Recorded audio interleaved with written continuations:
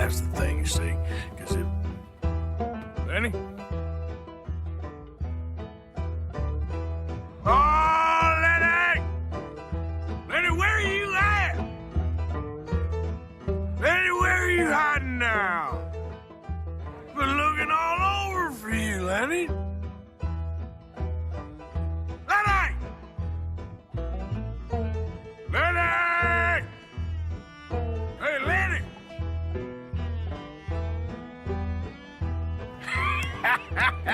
That's great, partner. Lenny, where are you?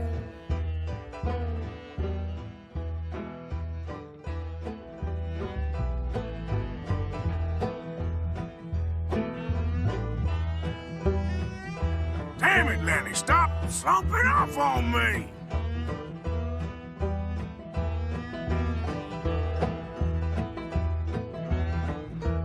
Been looking all over for you, Lenny. Lenny! You bastard!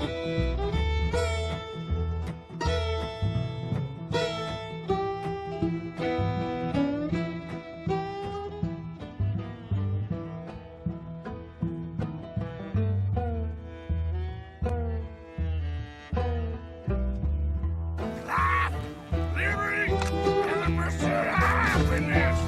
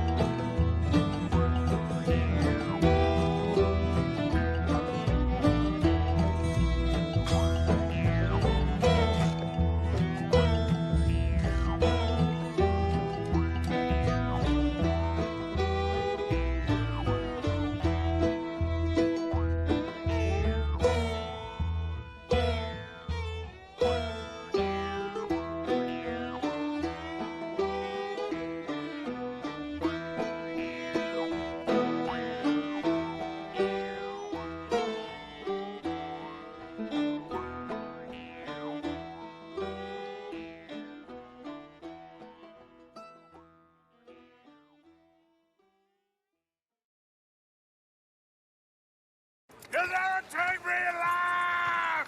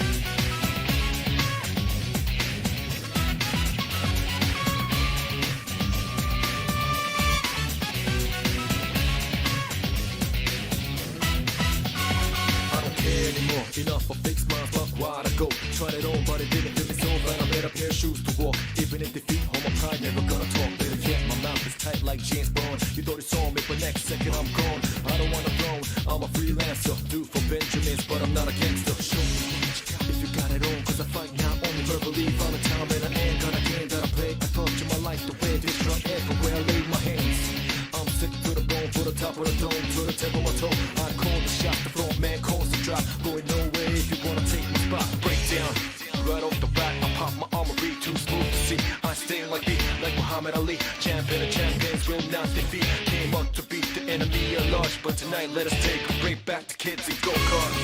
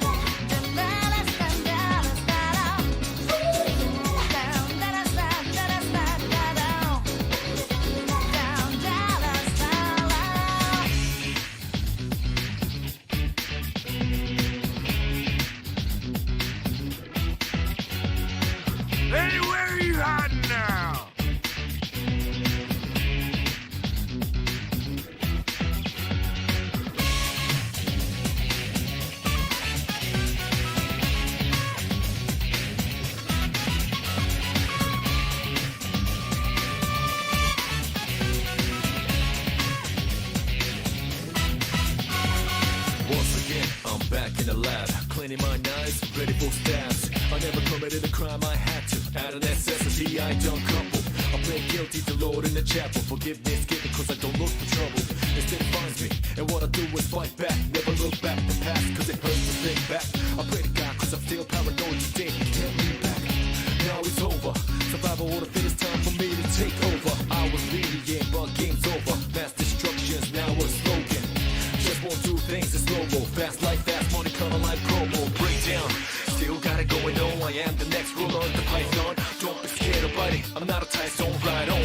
I'm the hurricane in ocean, a battle land, disturbing the pieces, the war zone. You best took it to yes when you heard the tone.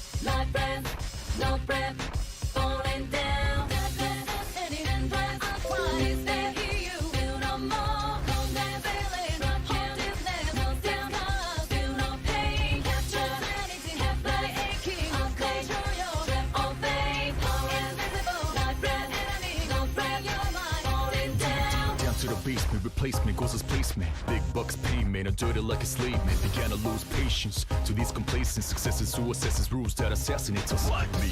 A lot of confidence but fall from vanity. Reason why I got a crew behind me, my family. Even if they try to bribe me, never ride. I believe in beauty or destiny. It's a fire. Dark of the blood, the fresh of the flesh, but dark of the soul, the less of the heart, the lessons are taught. Yo, that's out of TV, this song's like DV. Bottomless dark, so don't mean not for the weak kids. Underestimated way your brainwash illuminated. Bunch of hallucination, but to some's elucidation. Hell now, won't cave, I'm an outlaw. Switch my style, counterattack for the southpaw.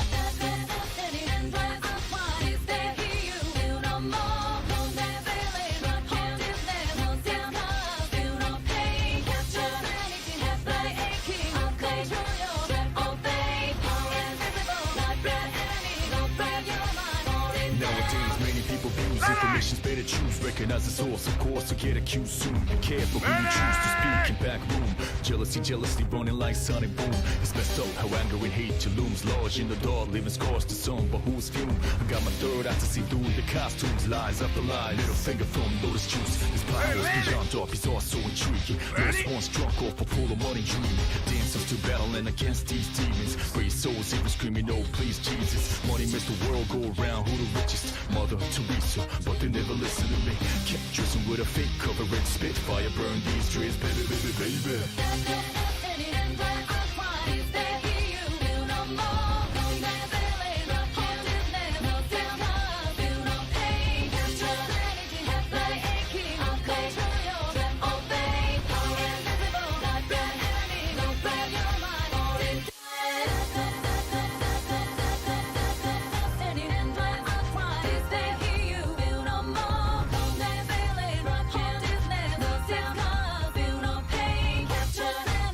Play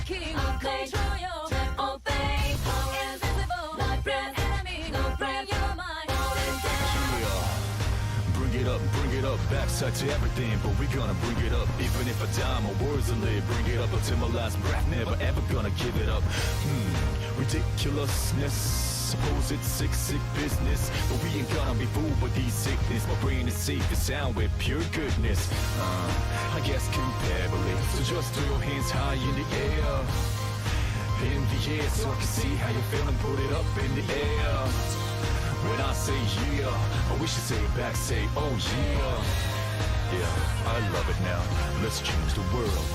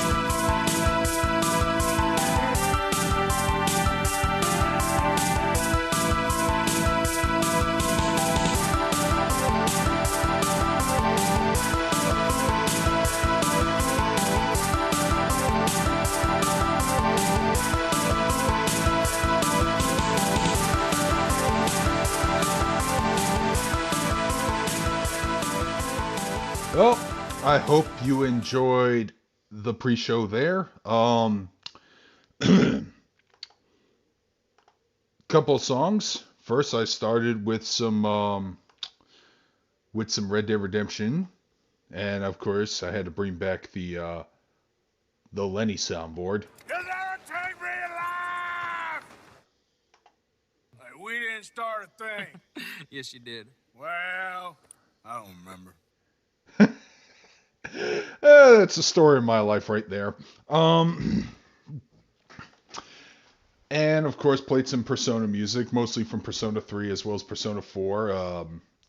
Mass Destruction, Backside of the TV, and I ended it with a remix that BigAl actually composed back when he was in his music composing phase. A CPS remix of the Almighty from Persona 4. And if you don't know what a CPS 2 is, that was the soundboard that Capcom used for games like Street Fighter and Marvel vs. Capcom, etc., etc. So that's why it sounded like a fight game theme from Marvel vs. Capcom 1 specifically. Because 2 got all jazzy and shit.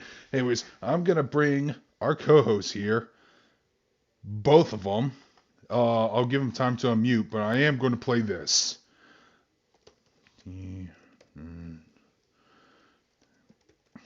Yeah.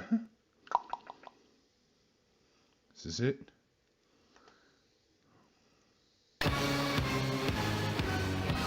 Pizza power!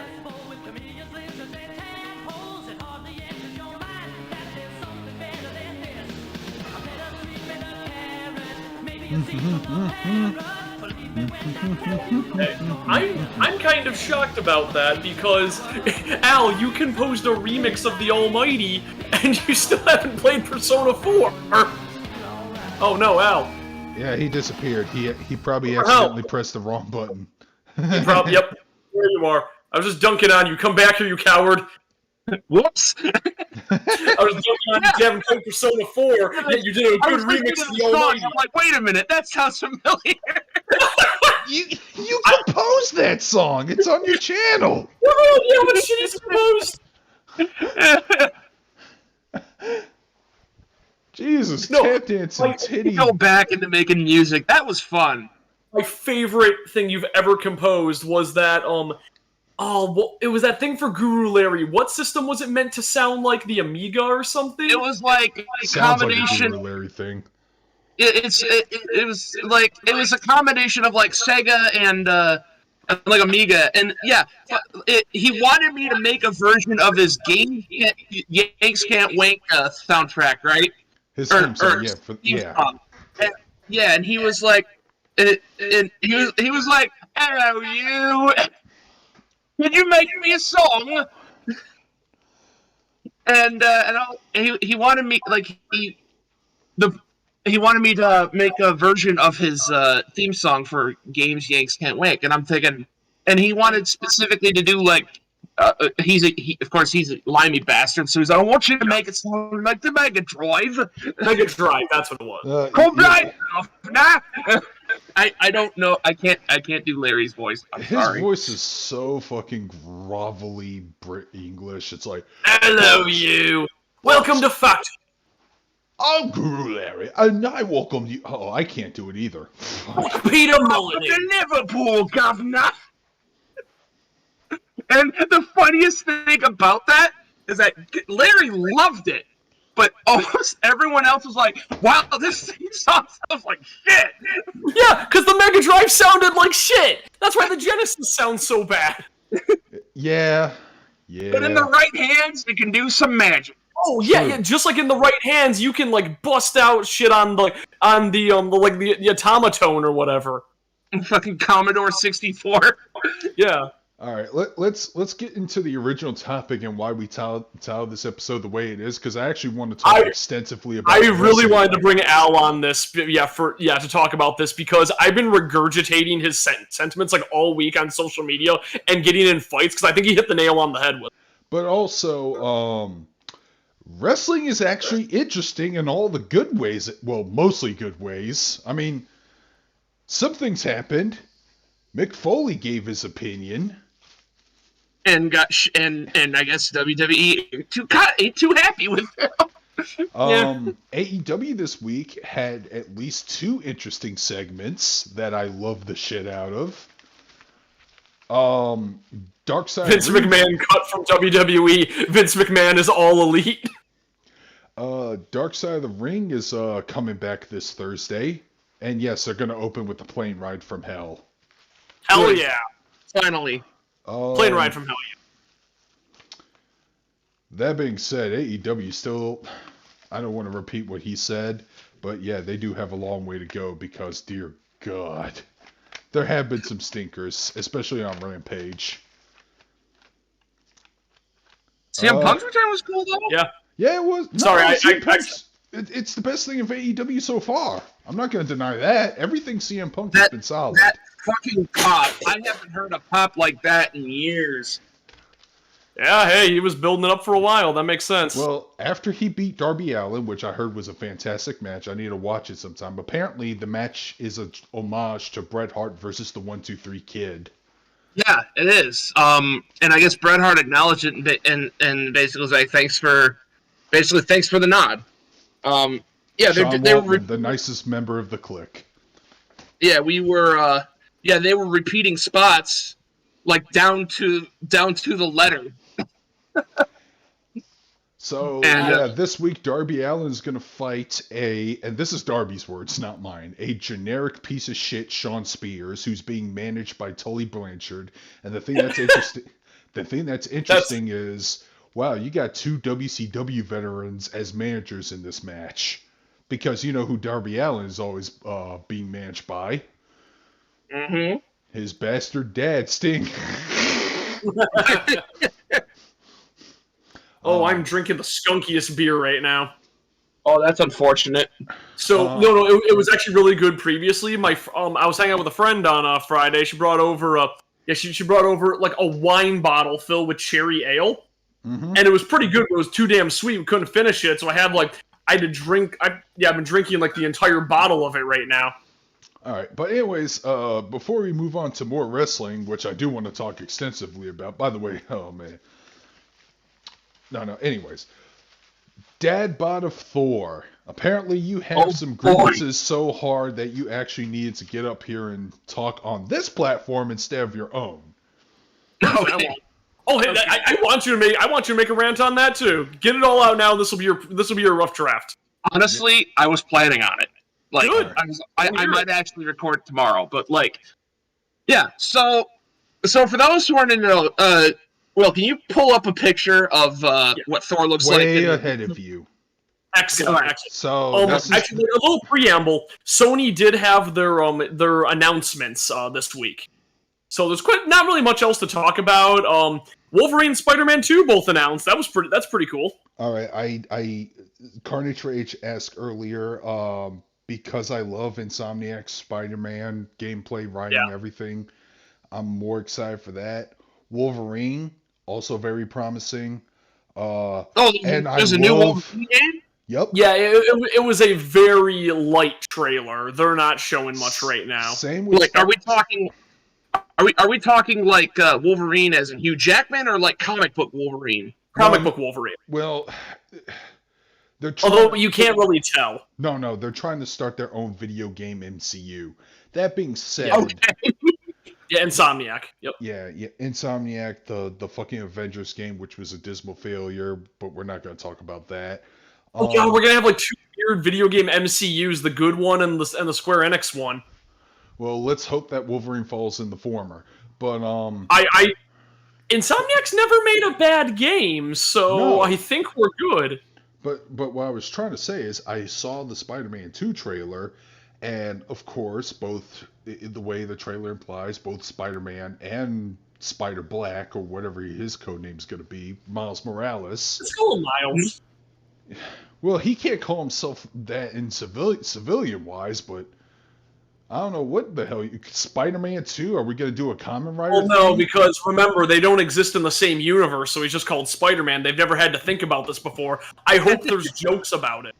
Well, yeah, that's the thing. In this universe, Peter Parker didn't die, thank God. Yeah. So his role is basically kind of an experienced mentor role to Miles Morales, the much younger guy, and I'm not against that. In fact, I love it a lot. I hope the game has co-op mode where player one can be Parker, the player two can be Morales, or you can switch between the. Like Peter gets the mech stuff, which is cool. But no, let's talk about the other interesting thing. They tease Venom. Guess who voices Venom? Oh. I actually didn't see this. You know what? If you're a horror movie buff, you'll understand. Oh Don't say God. anything, cause be my victim. Be my victim. I don't know what you're I'll give referencing. you a I'm hint. sorry. It got a film reboot and it was directed by Jordan Peele. I believe it came out like a couple weeks ago. Oh, wait, a reboot. Candyman. Oh, Candyman. Okay. Yep. Fuck, Tony Todd what? is Venom. Tony Todd. Okay, that's pretty cool. I See- never saw Candyman. I need to watch the original. No, but I watched the Final Destination films and I love him there, even though he's only there All for the stations crash, and I love it. Oh, it's so much fun. even though he's only in there for like 1 minute at a time, but he's still pretty entertaining. Man, my friend and I had film theories on who this character is. Like, he probably understands the whole death system, and as a result, he's cursed to be immortal or something. Which makes sense if you watch Final Destination 5, find out about the plot twist, and you realize, wait, that doesn't make any sense. Because here's the plot twist for those who haven't seen Final Destination 5. It's actually a prequel. It takes place before the first film. Because the film ends... Yeah, it ends on the airplane. Yeah. Yeah. And when you think about that, and you look at Tony Todd's character, William Bloodworth, in that film, he visibly aged like 12 years. Like, watch the scene he was in the first film and watch where he is in Final Destination 5.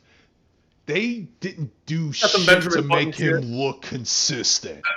But maybe the dead souls of that airplane de-aged him. Who knows? I don't know.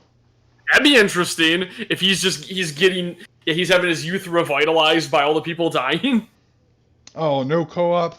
Oh, that's a missed opportunity there. Yeah. That being said, I don't mind playing as both Peter and Miles in a Spider-Man game. But anyways, God of War, or should I say just in general, Dad of War. Dad of War Ragnarok. Here's Thor, who looks like... He looks like Pat. He looks like Pat. He looks like Pat Stair. Man. I really want Pat to cosplay him because Paige is a huge cosplayer, so...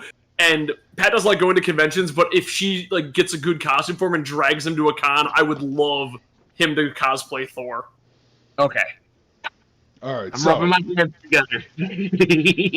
he looks like a fat drunk. Actually, he kind of looks like an insane murder hobo, and that's the point. Yeah. So here's the thing. Here's the thing that I've noticed when this was revealed, right?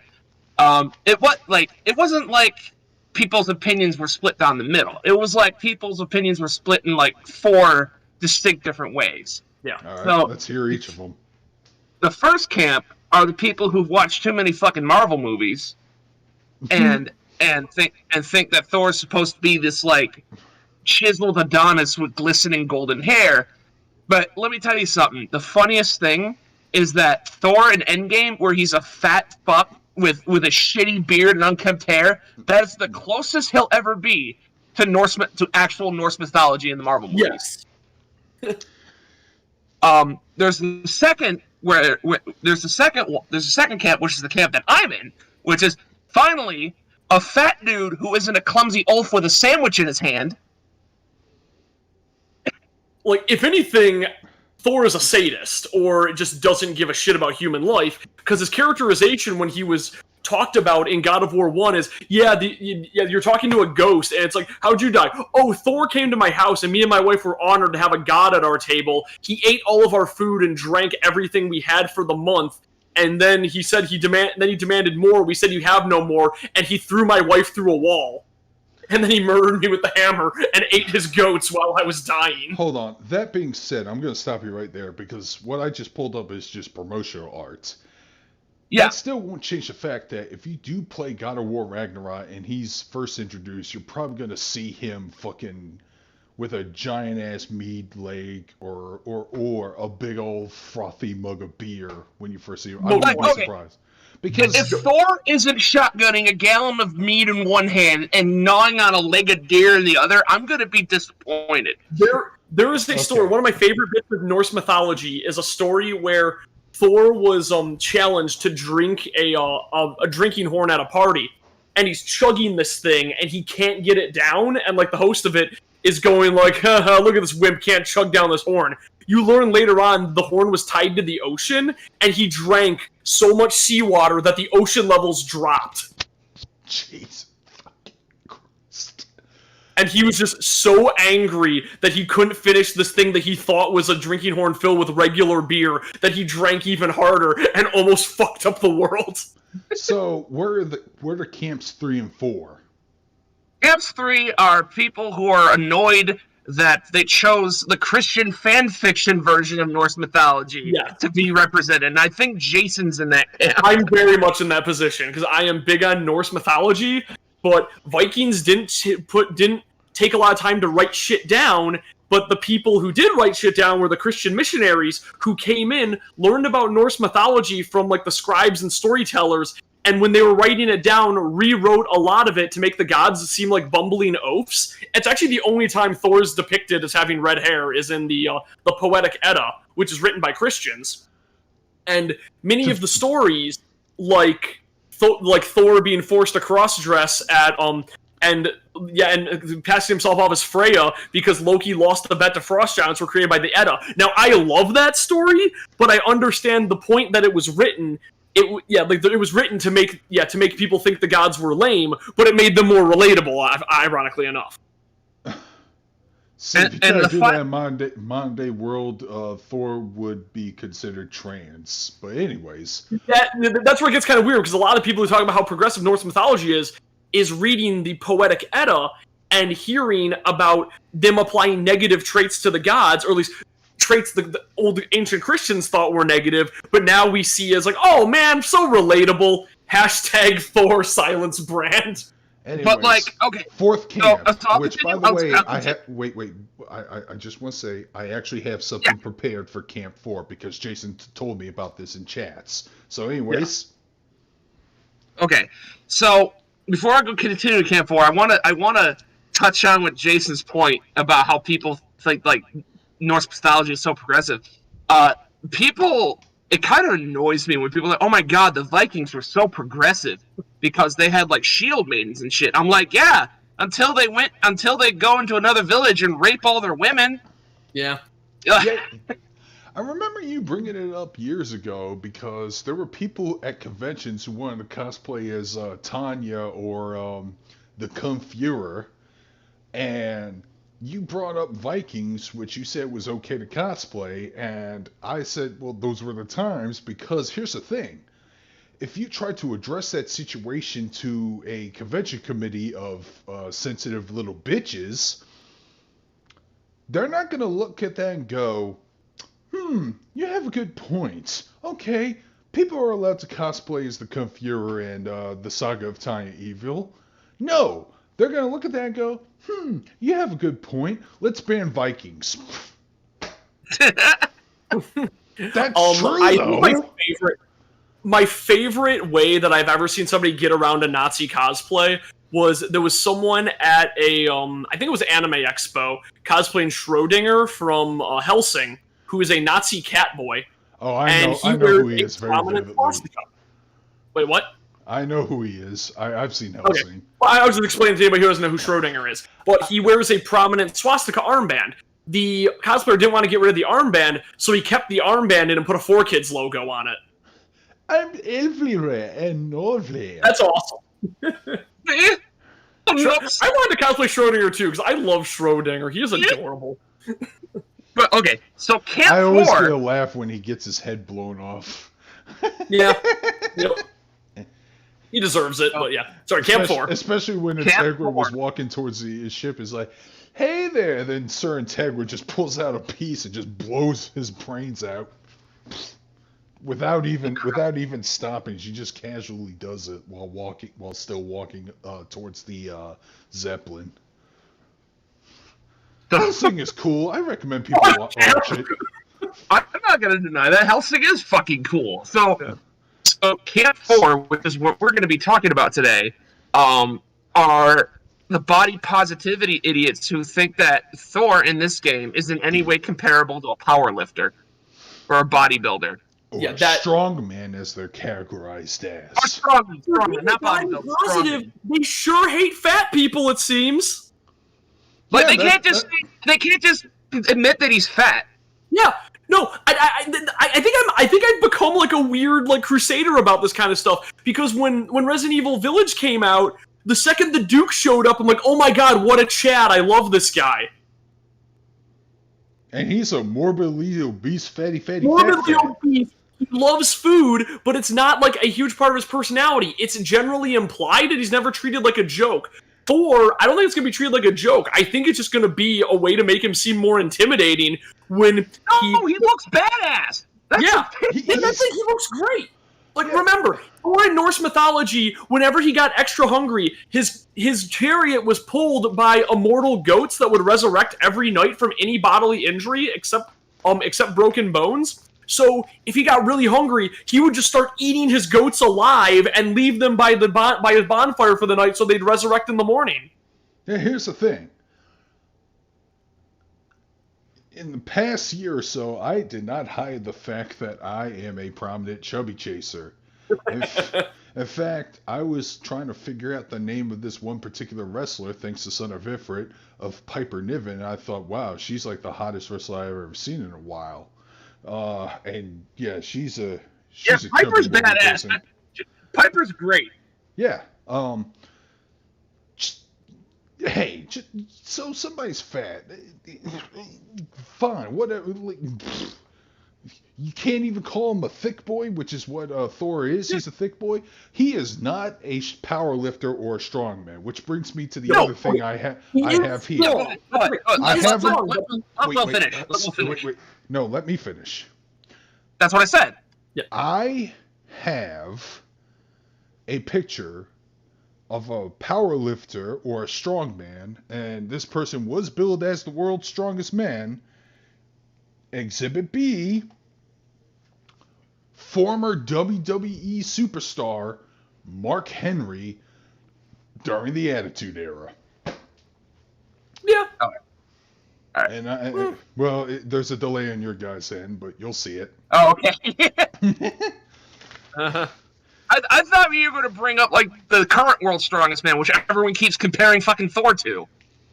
I don't know who that is. I think Mark Henry has a different physique, to be honest. Well, that's the point. Yeah. Strongmen's aren't. Thor looks like a fat drunk. Yes, that's what he is. Exactly. Mark Henry is not a fat drunk. Even current Mark Henry is not a fat drunk. He's shredded. Like he's got fucking muscles on his physique. Yeah, like you can see the muscles. Thor straight up has man titties. They're saggy and far apart, but they're there. No, and he's got a big old meat butt. That's how you describe man titties. Saggy and far apart, because I used to have them. Yeah. But now I can say to people, I have the body of a god. Yeah! You know, when I was losing weight a couple of years back, I said I was going to get in shape. I was going to get in good shape. I didn't expect to be in better shape than Thor, though. Oh, I mean, hey, you're always in better shape than Thor. Because most of the time, Thor is a fat, drunken characterization. Hey, here's the thing. Most fat women also have the body of the goddess. Remember that statue of Venus of Willendorf? Yes. I love that meme. Comparison of, like, I worship this fertility statue. It's like ancient people has, like, that like, chubby statue. And it's like, what a coincidence. What do I? Pulls out Pachaco figure. Yeah, that's Venus of Willendorf. But yeah, like I'm in fucking better shape than Thor. Like if I suck in my gut, you can actually see muscles. Yeah. That's great. By the way, there's more fitness games coming out this month. Are you hyped? All right. Yeah. Yeah, Knockout like- Fitness for the Switch. It's only $40. Pre-order it now. But like, yeah, it just blows my like. There's this fucking meme going around on like Facebook where these people are like, I don't know what it is. They're body positivity, but they just don't like. They're body positive, but they don't want to admit that Thor's fat. Yeah, they're so That's terrified to super see it, and that pisses me off. It's like, no, he's fat and he's great for that. He looks unique. He looks like a psycho. Like it's perfect for what they're going for. Hey, like I said, I'm a chubby chaser. I'm gonna tell a woman who I find attractive and say, "Hey, you're fat. I still want to stick my dick in your pussy." Yeah. You want Thor's hammer, don't you, Darkscream? Yep. But like, and I at the want to same, see a Rule 63 version of this Thor now. Oh, that'd be great. Oh my god, I'll commission that shit. Yeah, I'm gonna find the right art. I'm gonna. She would not shave. so what's weird is, in my head, I was in my rant. I was also going to talk about how like fat also doesn't always equal like super powerful, and I was going to bring up Nia Jax. Because like okay, so Braun Strowman, he can like overturn an ambulance, no problem, not even break a sweat. Nia Jax, does a simple move to Charlotte Flair and gets fucking winded. Like, what the fuck? By the way, they had a rematch this week. Jim Cornette said he actually watched and reviewed it. I haven't gotten to that part in the podcast, but wow. The fact that your match was so dismal, Jim Cornette is like, this is the drizzling shits, I gotta see more. Blows my mind, because he Wait, it's worse than the previous one? Well, I don't know how... No. I'm saying the previous match, which we all watched and stuff. Yeah, that one was... It was so bad, Jim needed to see more. Which is crazy. That's me when I'm watching stuff. Well, that's not like That's Jim me showing Cornette everyone. at all. And I've been listening to his podcast for over a year now. Yeah. By the way, that's me when I show everyone that top 10 hottest female Sonic characters video. Oh, from Guptil? I love that video so much. Which, by the way, apparently he's turning 60 years old on the 17th. That's a Friday. Oh shit, Guptil has turned into... I know he meant Cornette. No, Cornette. I know Cornette. I was just fucking with you. Damn. Yeah, that's how hardcore I am into listening to his podcast, as well as a few wrestling audiobooks, which is worth getting an Audible account for, because it's some entertaining shit. But I wonder if Action Arcade Wrestling can even work on my computer. it's a simple. It's not fucking Crisis. Like, Yeah, but his computer dies often. but your computer sucks so bad it can't even run like a low poly wrestling game. Well, first off, it's a laptop. Yeah. Those have a shorter I'm lifespan. using a laptop. I can play it. Yeah. Fine. Is your computer? Yeah. Man, my laptop could play a lot of good stuff before it started chugging a bit. That one's kind of old. Damn it, I'm gonna have to do a lot of updates on that thing when I do my panel. Hold on. Is Action Arcade Wrestling making a Switch port anytime soon? Yes, I actually talked to the devs about it. They're in the certification process. Wait, hold on. You're not breaking NDA saying this, are you? No, Okay, just they straight up said Make him sign an NDA. It's public knowledge. They straight up talked about it in the public Discord. I'm just making sure. Yeah. Okay, so I'm son of I'm saying I didn't know Sonic. Yeah, I know Cornette was into Sonic females. I want to see Cornette's top 10 hottest female Sonic characters now. no. Oh God, no. Oh. You can play in the Himalayas for hours. It would be none of them because Cornette wants women who are built like Charlotte Flair and Rhea Ripley. He'd still say Rouge the Bad is the hottest. No, I'm not for him. What the fuck? They have Turbo Man figures at Walmart? Like from the movie Jingle All the Way? Yeah, that's what I'm thinking. What the hell? Hold on. I would buy Booster. I'd be that weirdo. Guys. Years ago, when Jingle All the Way was relevant, My best friend had a Turbo Man action figure or a Turbo Man. He had a Turbo Man. Hell yeah. Hell yeah. That toy. Now it might be nostalgia goggles, Tiger. I need to look at it again. But that toy was fucking amazing, which is why I borrowed it for a week. I was really hoping you were gonna say. I was hoping that you would say that toy sucked so much. That toy was a shitload of fuck. Dude, I used to own an angry action toy figure of the reviewer. main antagonist of G.I. Joe Extreme. What was his name? Scar or whatever the fuck? Yeah, the Matt McMuscles OC. Yeah, I said it, the Matt McMuscles OC. I thought at the time when I was a kid, and even to this day, I'm like, it's actually a pretty rad design. I think my with the skull favorite face and the skull shoulder pads. my favorite set of toys I had when I was a kid, I had a few of the aliens from the Alien comic, where like the aliens land on another planet and like infect random animals. So there was like a bull one, there was like one that spat fire. Ah. Put that cookie down now. No. But yeah, let's continue talking about these fucking idiots. Yeah, no, go for it, please. Like, again, I'm just flabbergasted that these are supposedly like body positive people, but they just will not say the F word. They won't say fat. They won't say that. They don't. They refuse to believe that Thor is fat. Thor is fat, and that's okay. Like that's a good thing. Like it's a good thing that he's in this game and he looks like that, because now, again, like I said in the beginning, we finally have like another fat dude that isn't some incompetent oaf with a fucking dripping sandwich out of his hand. He's actually a legitimate threat. Which is what they reduced Birdie to from Street Fighter V. Dear God, I still can't forgive him for that.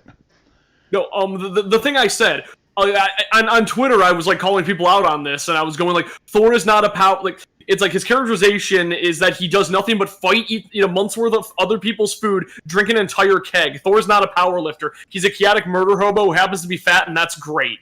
He's the world's shittiest roommate. Yes. No, he's the main protagonist of Disco Elysium if he was a god. Yeah.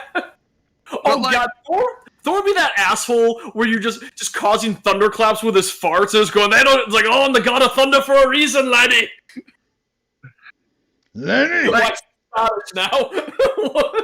Like, fucking, it just annoys the piss out of me. Like, okay, so people look at Thor and they're like, oh my God, Braun Strowman. I look at Thor and I'm like, oh my God, Obelisk from Asterisk and Obelisk.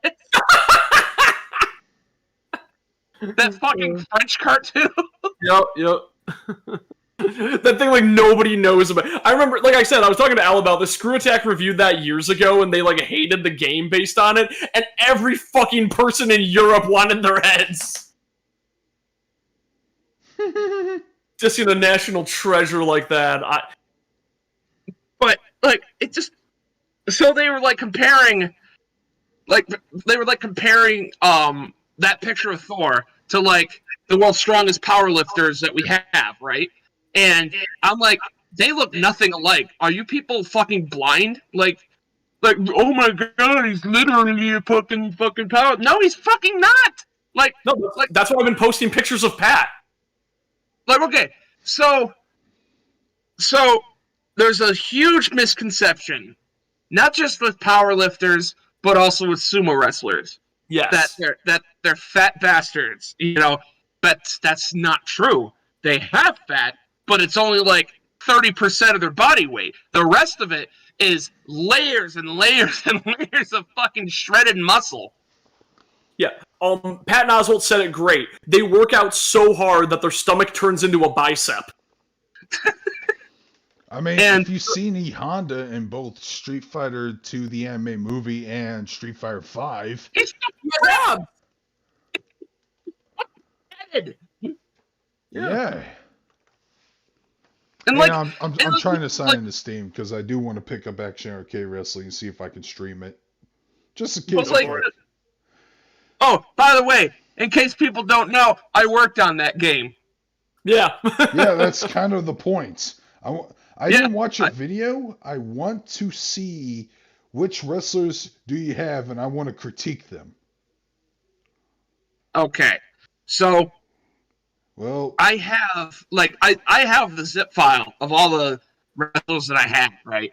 And what I could do is I can take pictures of all of them, and send them to you, so you can be like, oh, this is shit, this is shit, this is shit. This one's okay because yeah, I lost connection the second Big Al was mocking me. Are you saying I'm gonna be that harsh on your characters? no, I was joking. I was joking, but I just see a picture of Thor looks like in Neil Gaiman's Sandman. Oh, it's only $15. Yeah, I can fucking piss that kind of money away, because I'm not a cheap bastard like the people in Cincinnati, Ohio. oh my god, someone just sent me a picture of it's a comparison meme. It's like male armor in video games, and it's just Thor. Tiny. Everyone look up like Thor from Neil Gaiman's Sandman. He looks like Quasimodo, but ripped as fuck. I'm sorry, but we lost connection again. Apparently, Steam was running some updates on my games without my authority. This is why his laptop is dying all the time. I mean, I thought it was dying because my laptop was turning into an SJW, if you remember that one incident, Squiggleton. What? Remember when I was streaming the Guilty Gear Strive beta? I don't know what your logic was behind that statement, though. No, what happened was I was referencing a discussion on Al's post, and I remember using the word sissy, and that's when my computer blue screened. God. And apparently, one of the people replied to my comment said, unironically using the word sissy. It's like, I didn't mean it as a homophobic slur. That was like over a year ago. No, it was like earlier, this was like in April. That's almost a year ago. Oh, time Motherfucker, flies. this is September. No. Of 2021. 2021's over. Shut up, man. I can't believe it's Christmas. What?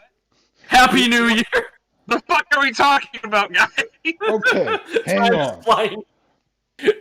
On the subject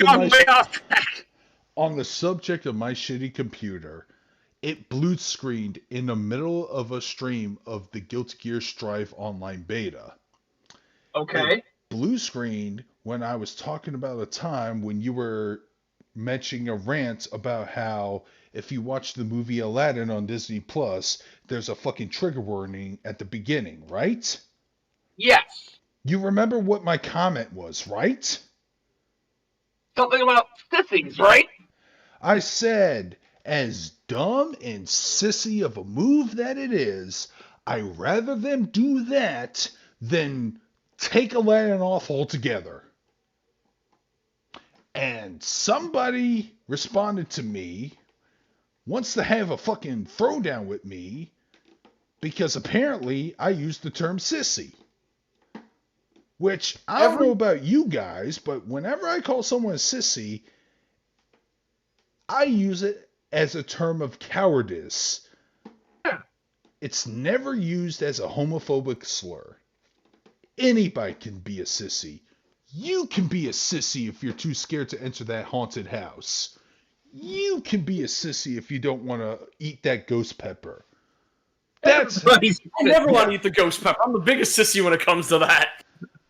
By the way, the Wendy's ghost pepper dipping sauce? Yeah? You can handle it. Really? Okay. Because I tried. I can imagine trying a week. I tried it with some chicken nuggets and I had that jalapeno popper chicken sandwich too, which by the way, delicious, but my god, it makes me cry. Carnage is saying Seth Rogen's set to direct a live-action Teenage Mutant Ninja Turtles movie. Sounds to me like it's something that's probably not going to get off the ground. Yeah, same here. Even though... Now I gotta go to Wendy's, because that sounds fucking delicious. Yeah, I do love Wendy's. The Wendy's near me, is awful because they refuse to pay their employees a living wage, so everybody quit. So the line's out the door all the time because they have like one person working there. That poor bastard. I know. I'm shocked they didn't quit. It sounds like my local Dairy Queen. Apparently they're so understaffed they can't open the lobby. Dairy Queen is a drive-through only thing. Which, Pay your people better, fuckers. Yeah, that's the thing. I'm not mad at the staff who walked out and quit. I understand. I empathize. Yeah. It's our broken government system, but I don't want to get too political here. Let's get back to the sissies. Staying open is what drives me crazy. You know you don't have enough people to serve out all your customers. You shut down. But anyways, yeah, the I believe it's item number 12 on the menu, jalapeno popper.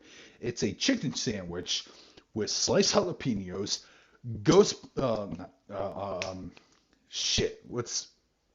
pepper jack cheese.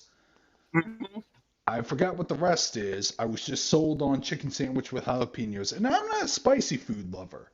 I am not a spicy food lover. Let me make that clear. But I am a jalapeno peppered flavored anything. Whether it be making it as a pizza topping with shrimp. Yes, shrimp as a pizza topping. Ugh. I love how, while we're talking about this fucking sandwich, Thor and Mark Henry are just looking at us and judging. You gonna finish that? Yep. Thor wouldn't ask. Thor would fucking kill you. Mark Henry would probably be nice and ask you. No, Mark Henry would be like, why don't you just admit that you're homophobe?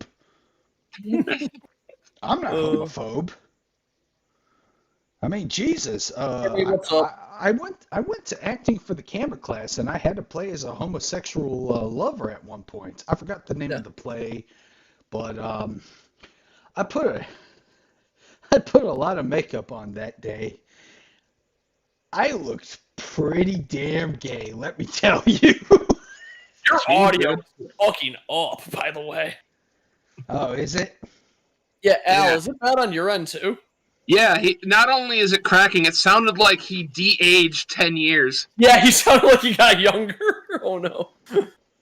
Ooh, French toast. That's good. That's fucking weird. He's kind of got a lisp now. Okay, maybe not to stereotype, but you're talking about playing a gay character, but now it sounds like you're slowly becoming like a bad 90s gay stereotype. Okay, when I was in drama class, I played a character when I was reading through my monologue script. Hey, what's up, Alice?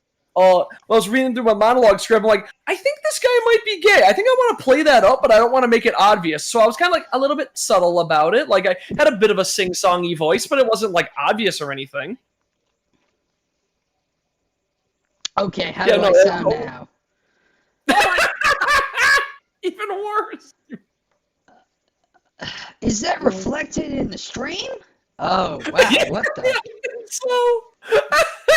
All right, hang on. Let me hear the. Hang on a second. You don't even sound like yourself. This is amazing. No, I've always made jokes that he sounds black. Now he sounds white. Oh no! The audio's turning you white. It's taking away your power. Oh god! It's that part with Oh, what was it? There was this I know there's like this meme of like a black actor in whiteface, like when you hang out with your white friends and eat a single slice of cheese or something. Oh, that's amazing. I'm afraid to talk right now. Oh, you sound much better now. You sound normal. Yeah. I actually heard myself for a second. That was the funniest fucking shit. You were shouting whiter and whiter. No! My black powers! My love of fried chicken is... Oh, wait. Okay, that might come off as a little too racist, but my point is... Hey, black people love fried chicken because they're human, and humans love fried chicken. Why do you love fried chicken so much? No. I don't know, because it's fucking delicious? Yeah. Why is that a stereotype? Fried chicken's amazing. Yeah, if if you have a white friend and you say, "Hey, let's go pick up a meal from Popeyes," and they said, "Not a fan of chicken," you need Fucking to kill get them. rid of that friend. No. You need to kill them. I was being more subtle about it. All right. Let me just say as a disclaimer, as a joke, please don't do that. It's like Disclaimer: don't kill your friends unless they really, really deserve it. For legal reasons, this is a joke. Yeah, exactly. I don't want to go up here and say, hey, in case you've been coughing a lot, take horse dewormer. Look, you got whiter and whiter, and Mark Henry's just like, I'm taking away your N-word pants. I'm taking away your voice packs now. You're gonna sound like Darth Vader. I was about to reference the fact that Mark Henry was actually pretty pissed off at Jim Cornette for his fried chicken statement about Trevor Murdoch, who, by the way, he's the current NWA champion, and dear God, I haven't seen a match of his, but I've seen some images of him, and I love the guy because he looks like a territory era wrestler, man. Yeah, I saw a pic, like NWA is a Facebook posted a picture of him, and he's wearing Harley Race's jacket. He looks like John Goodman's son, which is probably why they had John Goodman advertise the NWA Empower pay-per-view. I linked both of you guys that. I know I did. The NWA commercial with John Goodman narrating it. There's got to be at least one look at it. I had a realization. Is 2021 the year of thick gaming, boys? Elaborate. Because we had the Duke, we just had Gold Lewis Dickinson, and now we're getting Thor. There's got to be another one that I'm missing. There's only games I've played. The 4 thick boys of the apocalypse. Yeah, we need the 4th thick boy of the apocalypse. He'll come soon. We still got like 3 months. The next Smash character better be. No. Wait. Objection. I've been hearing good things about that new WarioWare game. Oh shit! Bring in Wario. Fuck it. Which, by the way, I probably should fucking impulse buy that game too, because I saw. I have it. What is it? What's the name of the Oh wait, you both have it? No, I don't have it. I'm the only one who gets it out of the 3 of us, I think. It's WarioWare, Get It Together. What do you think of it? I haven't played it yet. It just arrived today. Gotcha. I know the game has multiplayer mode. Oh my god, maybe we should play that together and stream it right now. Are you down for that, Al? I would, but my Switch is still... I still got to get my Switch. Oh. You have to remember, I moved, so I still got to get it out of my gaming stuff. Well, that part I didn't know. Is Alexa still around? Who? I just remember when we were talking about the Google Awards, you mentioned Alexa Bliss, and your Alexa went off.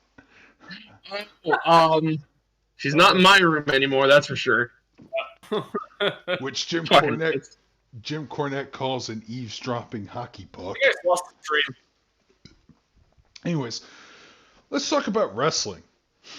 CM Punk, man. Oh my god. That fucking... I don't like the long pants. I mean... I do.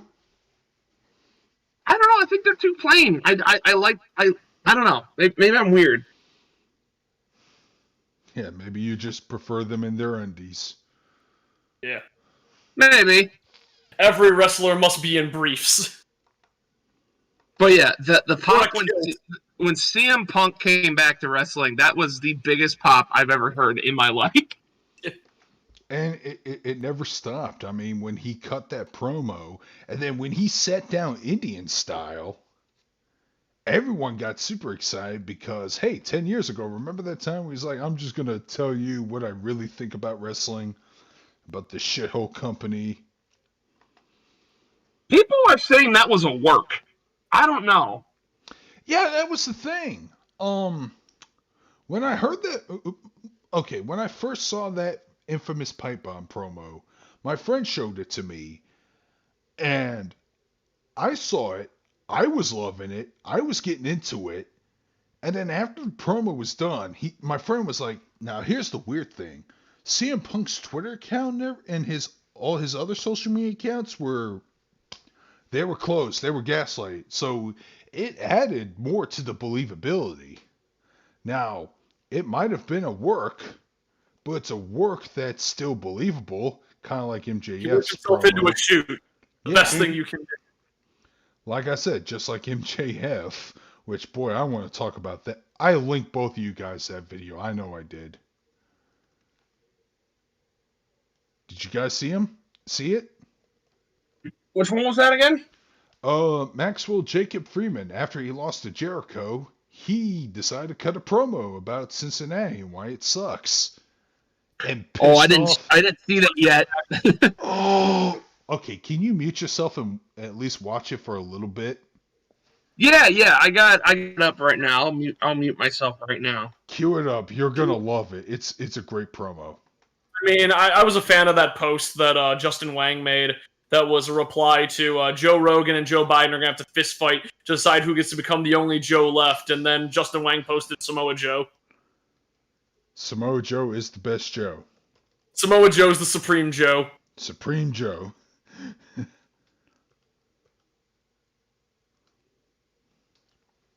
Hang on, I'm buying this fucking game.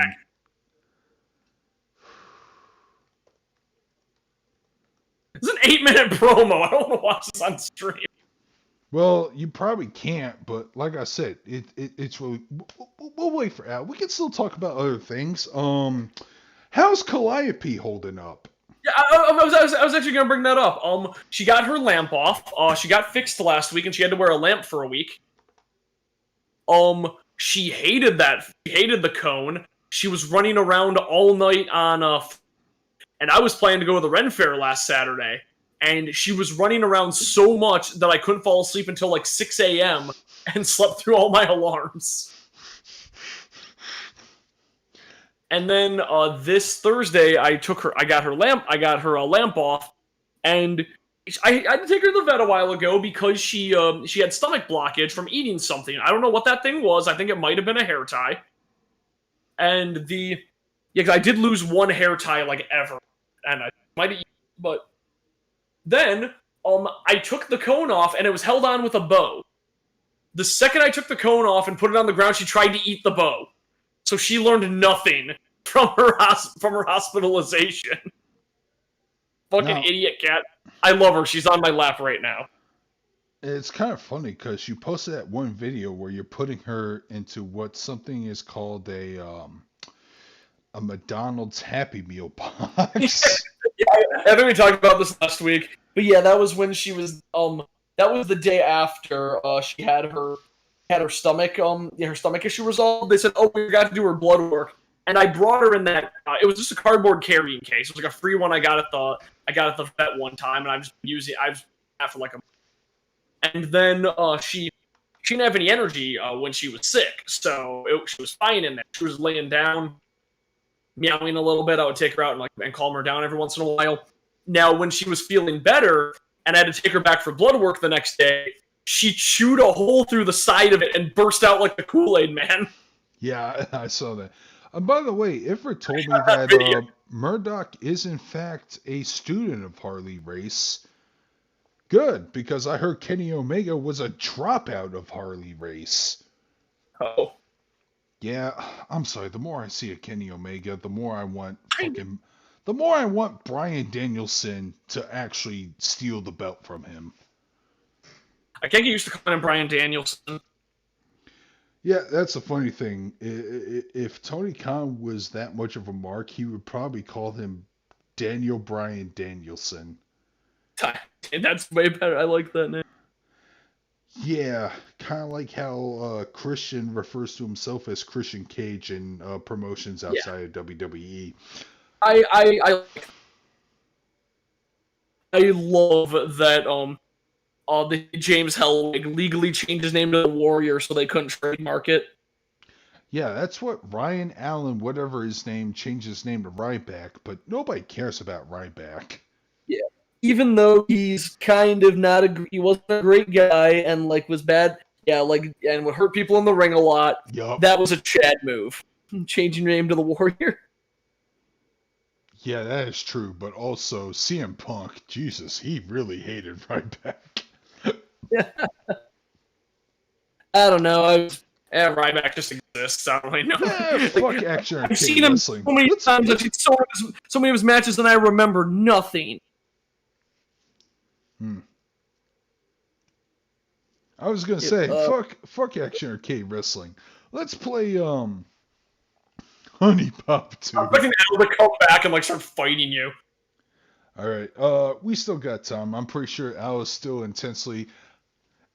If he's still listening to the promo, he's invested. And let me tell you, man, MJF's promo was my favorite fucking thing about AEW Dynamite last week. But I'm gonna use the restroom real quick.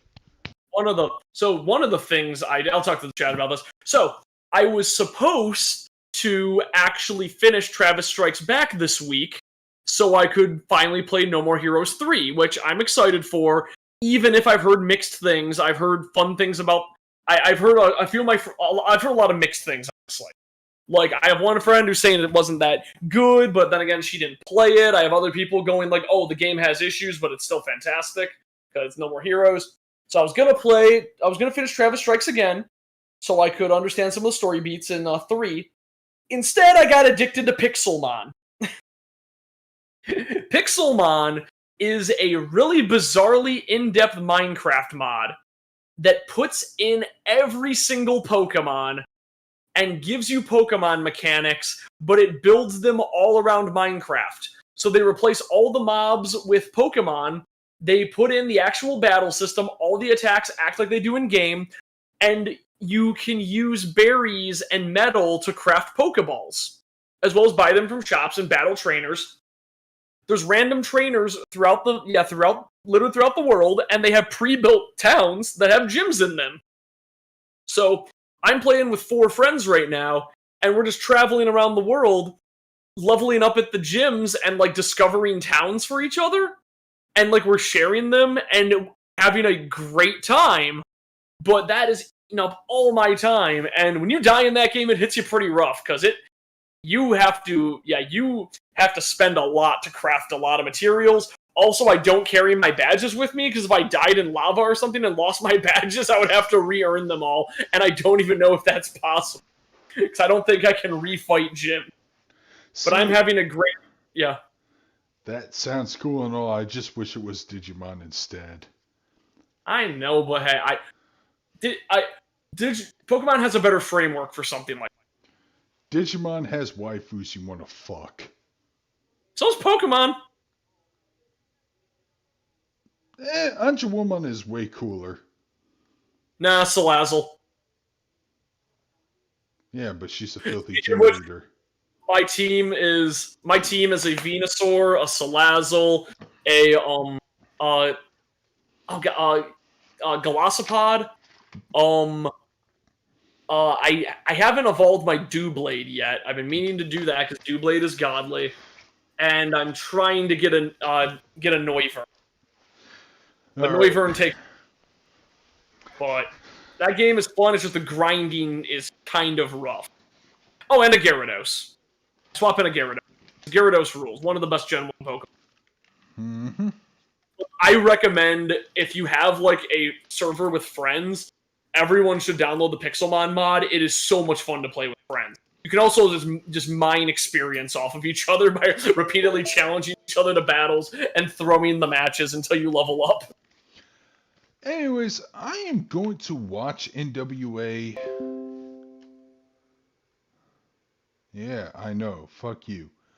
Hopefully, Action Arcade Wrestling has instant controller support. It should. That should not. I won't know. How much time has passed? Well, yes. We've been going for about an hour, but I think you started downloading about 20 minutes in. Alright. I'm booting up the game right now. I'm going to try to adjust settings accordingly. Wow. Immediate full screen. Yeah, I am so sore right now. I went to Renaissance Fair yesterday, and had a pretty good time, but I am just sore, and I couldn't get a turkey leg because the lines were ungodly long. Al's watching that MJF promo right now. That was a long promo. Alright, immediate control support. That's good. Yeah, I have to go to the bathroom right now. That beer cut right. Oh, it's taking me to the tutorial. A basic quick strike. There it is. Tap the strike button. Holy Land shit! it up with ease. That and was your opponent Hang on will a second. What? I'm sorry. I'm trying to adjust settings so people can see this game, and I can put this in window mode. And the game audio is probably...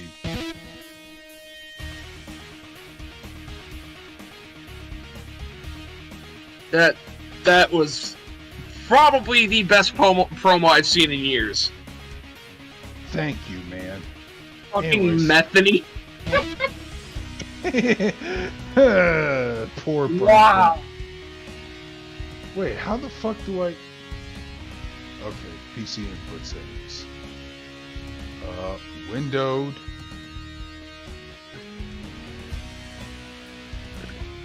Yeah, windowed. Guys. So what did I miss while I was watching this promo?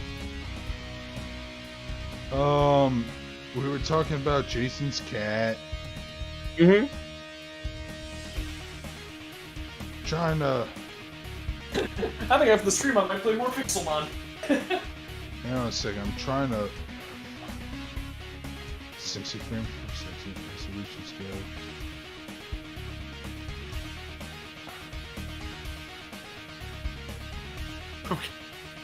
Yeah.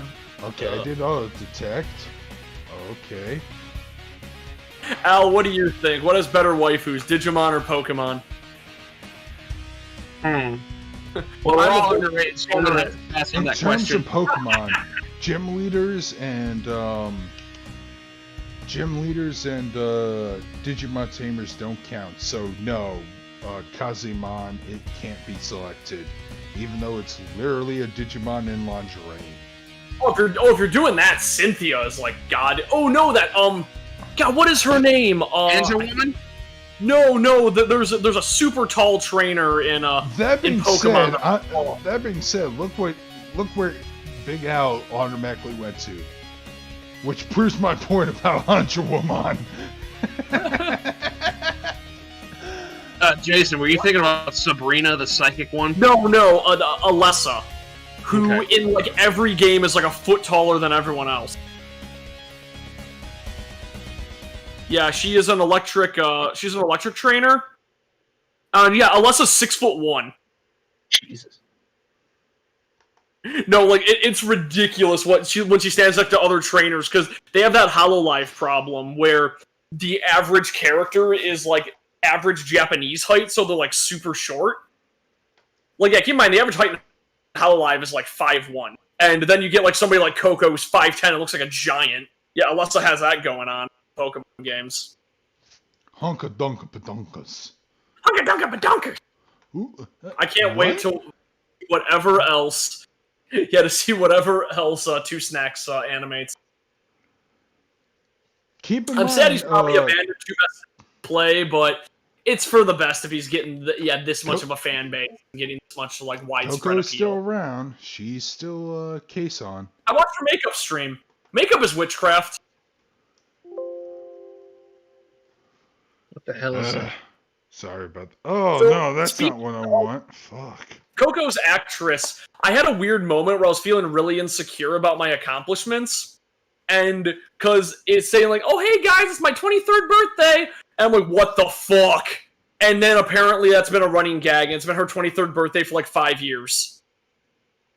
So there's this comic by Tim Buckley where it says Time Traveler. He goes back in time, and he's like, "What year is it?" And he sees Skyrim being announced on a game outside of a game store, and he's like, "What year?" Yeah, you don't know what year it is. Oh man, GTA 5 again. Oh shit! So, That sounds man, like it. That's what I would be excited for Tiny Tina's Wonderland, but because it is a looter shooter in a fantasy setting, and that sounds cool. It's a shame it's Borderlands. It's a shame it's Tiny Tina. It's a shame it's Epic Games. Or no, Gearbox. Because fuck all those things. Holy fuck! MGF promo set Brian Pillman Jr.'s sister into labor. Yeah, I heard about that. Oh, that's good. Jesus. Congrats to Brian Pillman Jr. Or Brian Pillman Jr.'s sister's wife. Wait, sister's... Fuck. Congrats to Brian Pillman Jr.'s sister. Oh, flying French fry titties. It's really hard to fucking... It's really hard to... This is why I bought my, like, beast PC for streaming, and I still haven't streamed. Well, no, the game looks like it runs fine on my end. Alright. Oh, that's cool. Capture card. Okay, so you guys know about the Nintendo Mini is, right? Obviously. What? That doesn't really narrow it down that much. Nintendo Classic. The Nintendo Classic. Yeah, okay. I have a Super Nintendo Classic.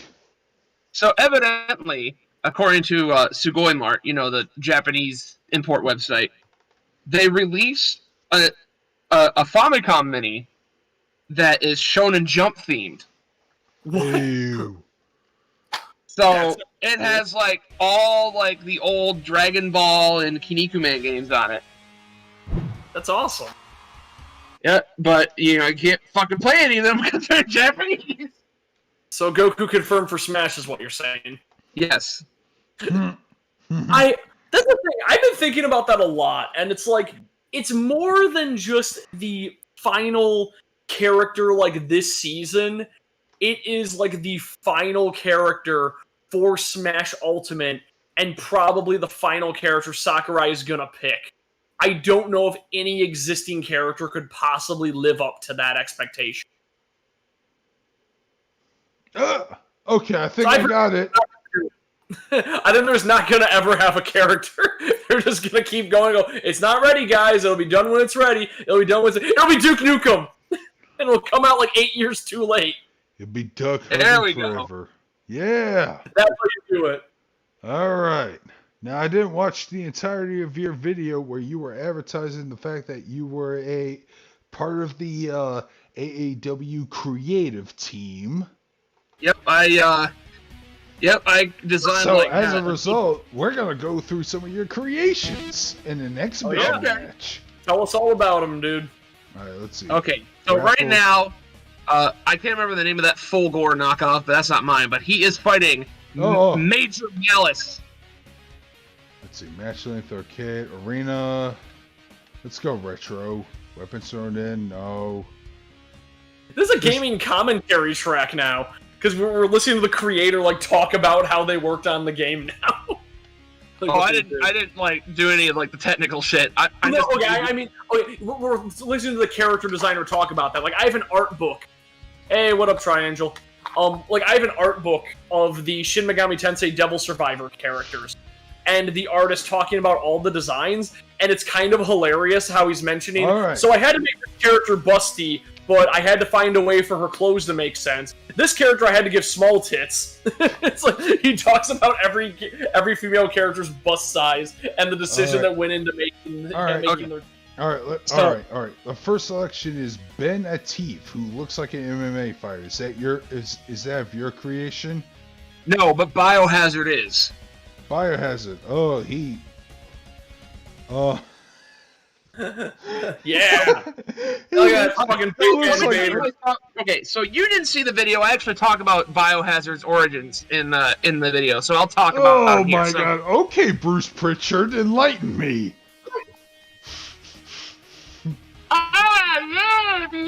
Anyway, I want to hear this. Okay.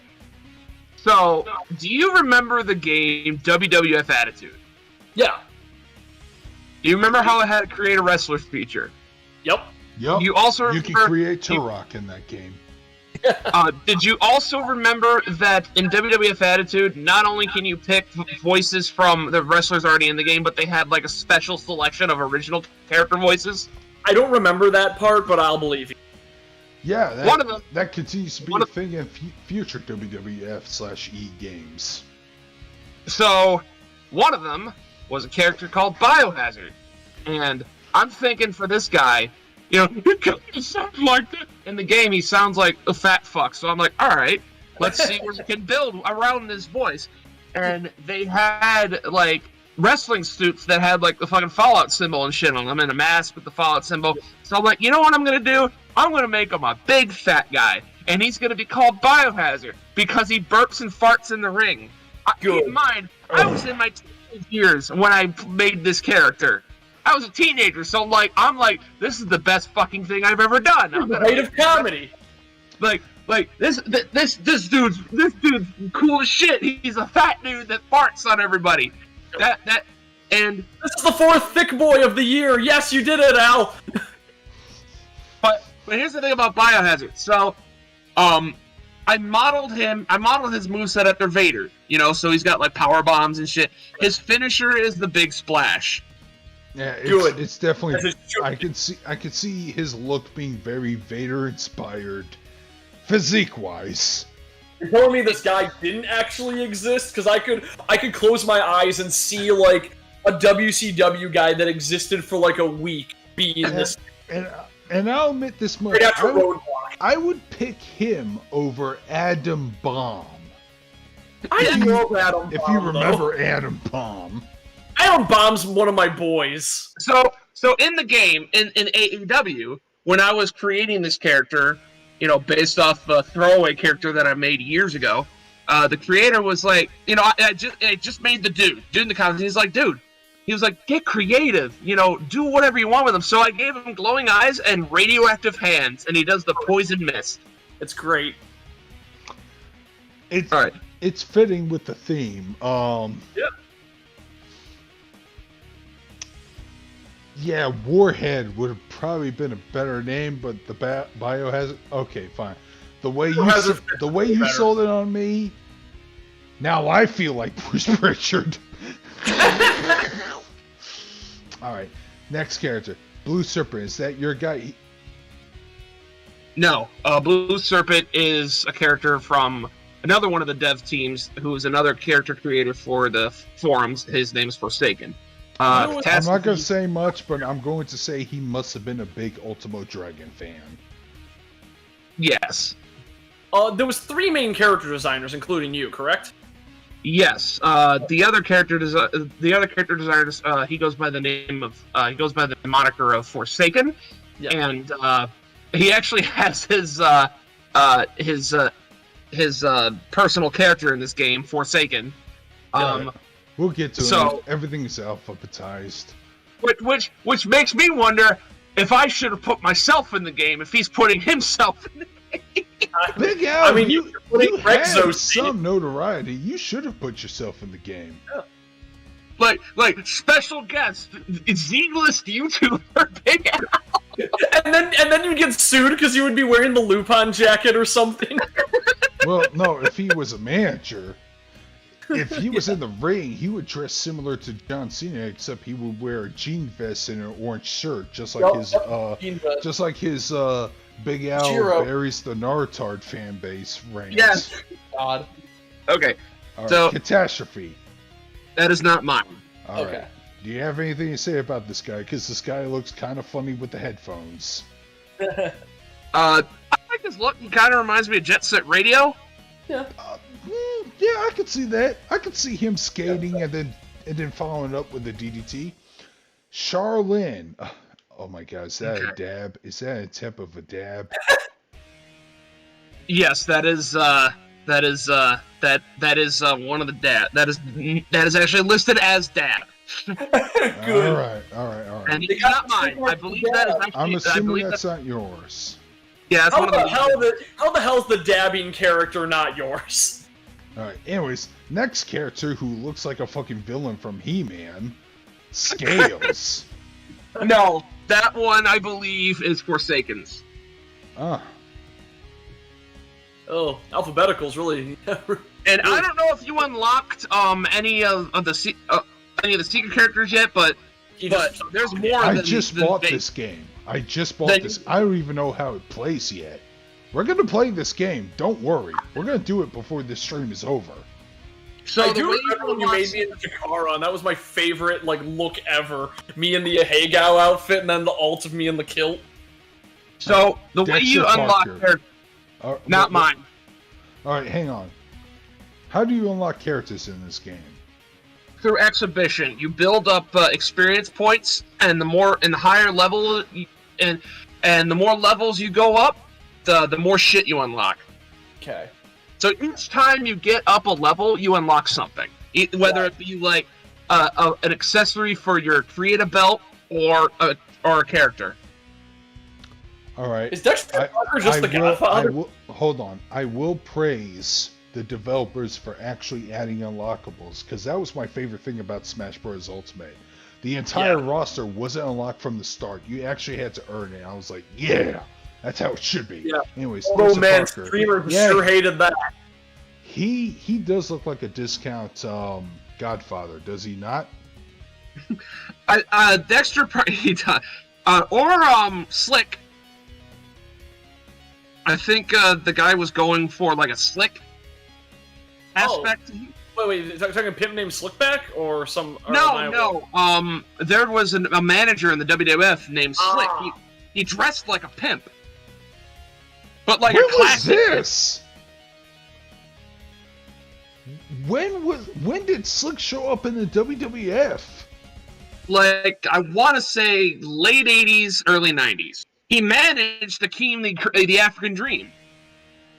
Oh, that sounds awesome. All right. Anyways, moving on. I'm looking him up. Oh wow. Okay. Oh wow. Yeah. Kayfabe, but it's spelled in leet speak, and he looks like a fucking cyborg with Wolverine lightsaber blades. That's not my character. I believe that. I don't even know how the fuck you pronounce that. I don't know, but he's way too over. To be fair, this is video games. I'm not trying to judge on a realistic Jim Cornette level, so I know what I'm getting myself into. Fucking macho bullshit. He comes out. Hold on. Flash Tiger. There's actually an interesting story behind that. That's actually the one character that is exclusively my buddy Greg's. Greg. Let me guess. I knew Greg was here. Let me guess. He was like, I love Tiger Mask. I want to put Tiger Mask in the game. But what if I made him gay? Okay, so... so here's the thing. He looks like Sayama! So, here's the thing about Flash Tiger. Greg originally had aspirations of getting into professional wrestling, and that was going to be his persona. It was going to be a Tiger Mask type character that would have neon tights. And originally he was going to go as Neon Tiger, but Capcom would sue him because of Mega Man X3. Oh, shit. So he decided to go as Flash Tiger. But what happened was a workplace incident at Home Depot fucked up his ankle to the point where even if it healed, he wouldn't be able to wrestle. Oh God, we were making fun of his ankle for years, and now I feel bad. Almost like Brian Pillman Sr. So, because remember his incident. Yep. Greg also fucked up his back about a year or two ago. That being said, being inspired by Tiger Mask is great. I just hope he remembers that there was an anime character that preceded the wrestler, because Greg's the kind of person who would know that. Al. Yeah. Yes. I participated in a D20 wrestling RPG, and there was a title belt at stake. Spoilers! I won and got the belt, and it's my most proud trophy ever because it was a trophy I won at the last convention of the last MechaCon I'll ever participate in. But I remember going into that room, and I said, well, I assume you wrestling guys are all anime fans, right? Because, well, this is a wrestling convention, we're doing a wrestling RPG, right? I recommend the anime Tiger Mask Double, which is an anime you can watch on Crunchyroll or Verve. And I have, yeah, I reviewed it and I said, yeah, I loved it. One of my friends, IRL friends, who was actually nice enough to participate and watch me win this event, which I didn't even expect to win, by the way. He's like, why would they make an anime adaptation out of the wrestler? And I was like, and then you powerbombed him. Yeah, I was like, no! There was a tiger mask before Sayama! His name was Makoto Date! He was an anime character in 1969! So yeah, that's my mission statement, is to push all kinds of knowledge of Tiger Mask. Whether it's the fictional character, whether it's the real life person, because both of them are impressive athletes, especially Sayama. Holy shit. Anyways, let's move on to the next character. But before we do, there is one more thing I wanted to mention about a Flash Tiger.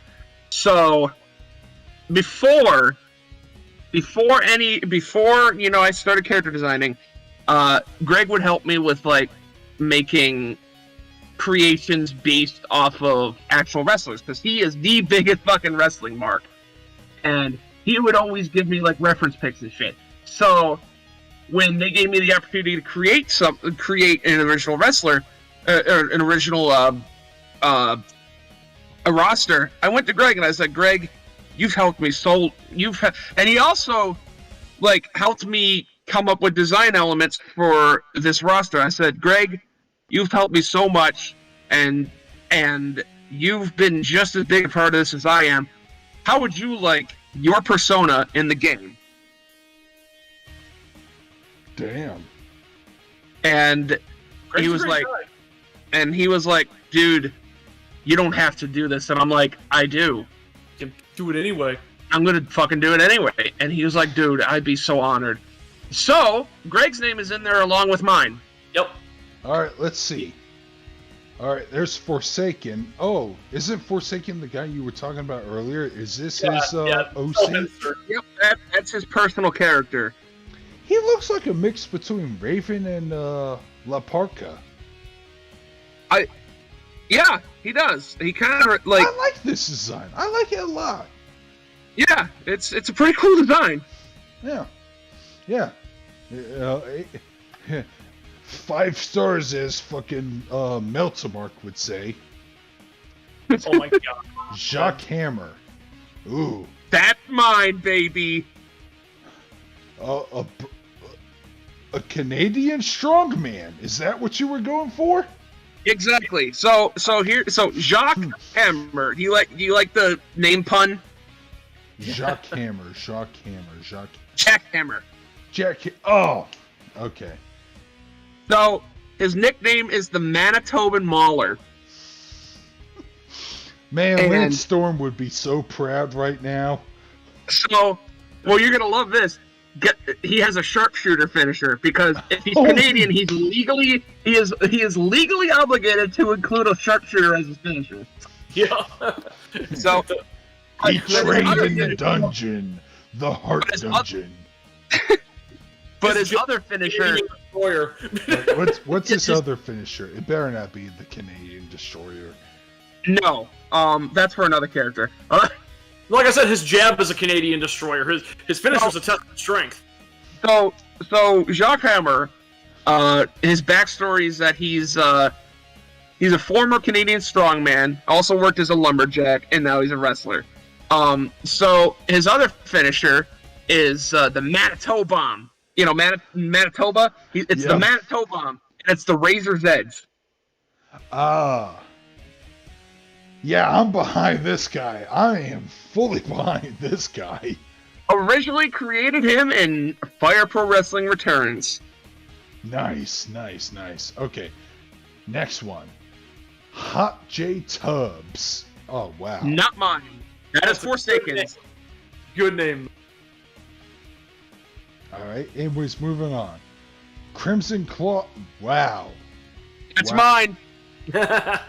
Okay, did you say to yourself, you know, I want to mix Kane, Road Warrior Animal, and Keith Lee all together in a blender? Is that your fucking mindset? Because that's what I'm looking at right now. Essentially. So let me tell you something. So the funny thing is, I have a Road Warrior Animal creation. I modified him into Crimson Claw. So the skull that's on his chest is continuously on fire. And when I was designing him, he originally had an inverted pentagram on his tights. Mm-hmm. And the dev team was like, hey, this looks fucking sweet, but you have to change the logo. And I'm like, why? He's like, because there, and he's like, I'm not kidding you. There's a chance that just having a satanic logo in your game could bump it to T. Yep. Well, yeah, I can understand that because there was an indie wrestling organization called, I believe it was called Black Craft Wrestling or something. It's where Karrion Kross came from. Yeah. Okay. Dealing with religious themes will get people upset with spaghetti, but and wrestling Remember, is full of SRB drags in like randos, like people like that, like they treat game rating like jury duty, and they bring in randos on the street to see how offended they are at content and how bad they think it is. That's why the ESRB is so inconsistent. Yeah. And he also has Red Skull face paint on his face. And I believe, I can't remember if I did this or not, I believe he has a beam attack that comes out of his chest. You know, for the whole fire beam thing, for the fire skull. That is some outlaw macho bullshit, but I'll let it pass. Because I think yeah, true. And I think the design is actually great because, like I said, yeah, it looks awesome. When I look at him, I'm reminded of some wrestlers I love, like Kane, the Road Warriors, and Keith Lee. Or Ron Simmons, or whatever your favorite black wrestler is. He looks great. He might be my opponent. I am thinking of booking between Flash Tiger and Crimson Claw, but let's see the rest of the roster. That's an anime.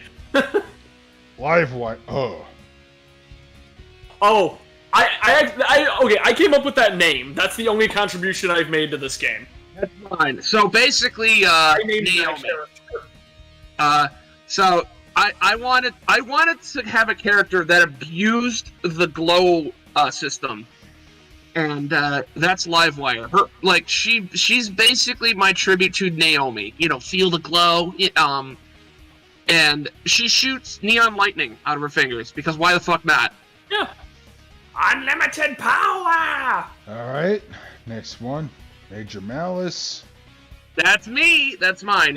Yeah. So He looks like Sergeant Slaughter if he was... Oh, I know Major Malice. No, he looks like Sergeant Slaughter portrayed by PC Principal from South Park.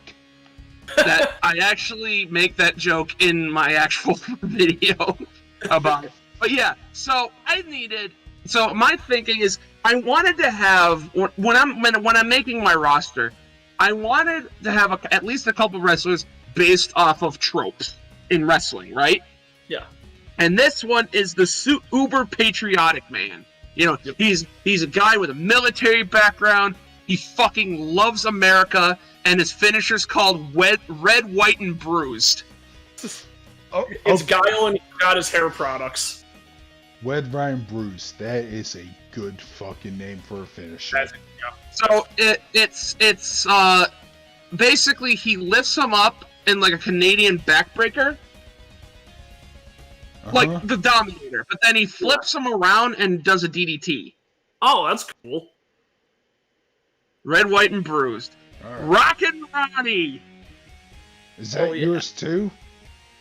Yep. This is my tribute to the Rock and Roll Express. Those types of wrestlers. Yeah, I saw that initially, although I doubt Ricky Morton would wear face paint on him. He's got the Thunderbolt on his eye, so he's also like kind of like a tribute to Bowie. Okay. Yeah. That's the wrestler I designed to have the Canadian Destroyer, because, you know, if fucking Ricky Morton can do it, he is like a combination of the Rock and Roll Express, the Rockers, and the Jacksons. So of course he has a super kick, and of course he has a Canadian Destroyer.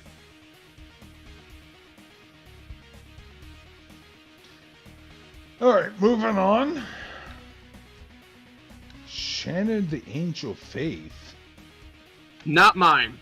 That, you know what? I can kind of see a consistent theme with Forsaken, that his characters are either a homage to somebody or the edgiest shit ever. That one, I believe, is from the devs.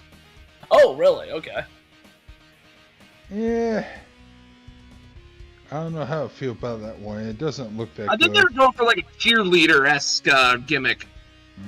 Oh, okay. I was just the Shandy. Oh, the Angel. Slammers- Okay. I thought you said Shattered Angel of Faith, and I was like, that doesn't sound like anything. I didn't see what she looked like because of the delay. Okay, never mind. Slammer And Stan. there we have. This is Goth Pippi Longstocking. Yeah. Anyway, Slammer Slammer Stanislavich. Slammer Stanislavich. That is my Russian heel. Yeah. So He I is was the asked. burliest Russian heel I ever seen. So Oh my god, yeah. I think I gave him the lariat. You know, the sickle. Oh, okay. That's why he's pointing to his arm, because he's like, first I give you hammer, then I give you the sickle, comrade. And Greg came up with the name, and Sure. I didn't want to have him with the hammer. I didn't want to have him with the communist logo, because I figured it would be kind of like having the pentagram. Yeah, like an Well, actual yeah. real-world religious or political iconography. So that's just the flag of Russia. That's just the crest of Russia. Yeah.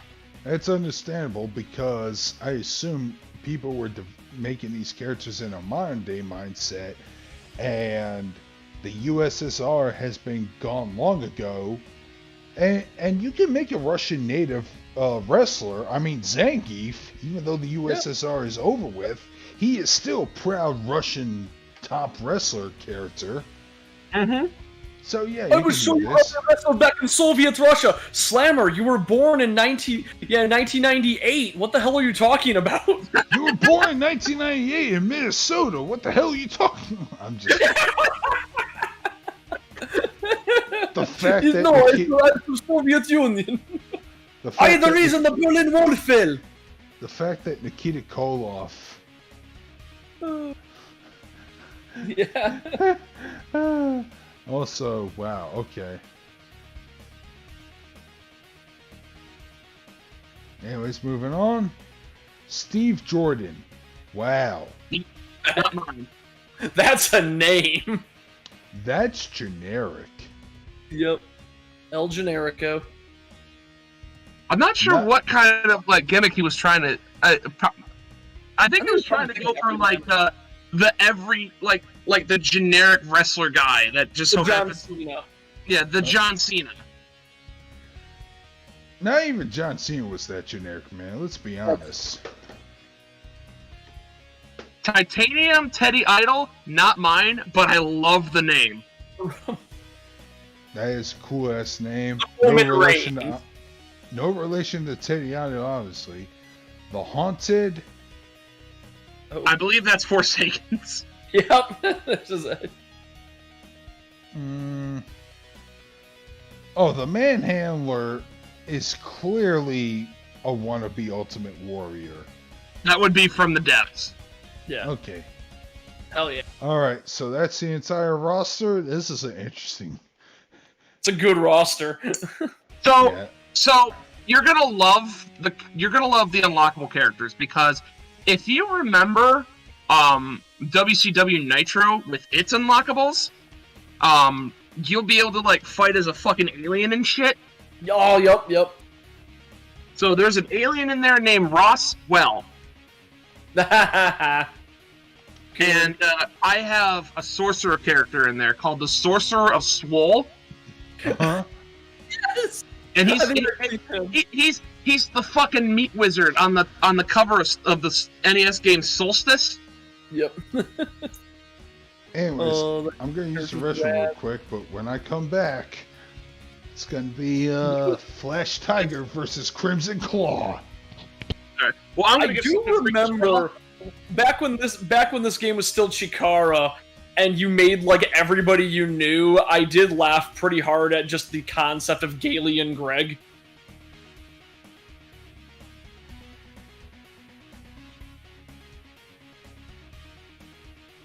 Also, the fact that one person had a playable. Wait, was it this game or a different one that was where someone just made the SmackDown Here Comes the Pain box? This game.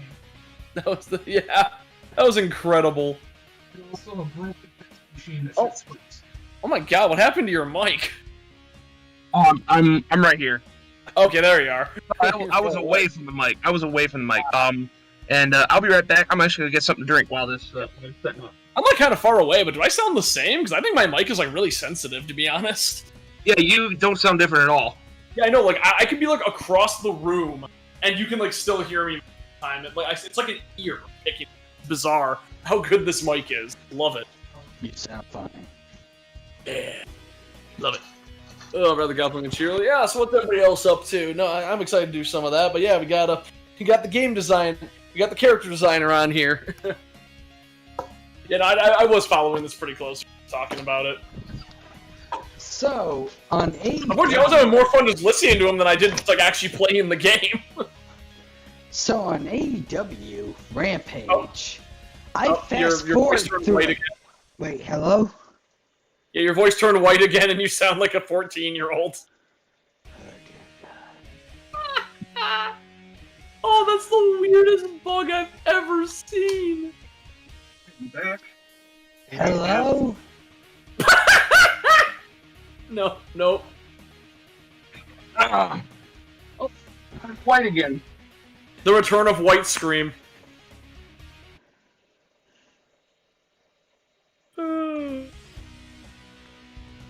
God damn it, I wish I could do something about it. What? No, so while you're My curfew got moved back again, Mom.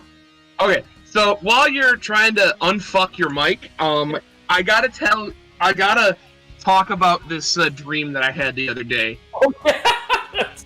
Fuck shit post. This, I shit you not, this is a dream I had this yesterday. I dreamt I was watching this guy on YouTube, right? Don't even know who he was. You know what's the problem when you have dreams that you're watching YouTube videos? So I dreamt I was watching this guy on Hi, YouTube. Dilly Ho, Nimberino. You sound normal. Before Wait, I was wait, telling what? you sound normal now. Okay, great. good. So I was telling Jason before you start the match, I gotta talk about this dream I had the other day because it's the funniest fucking shit that ever happened.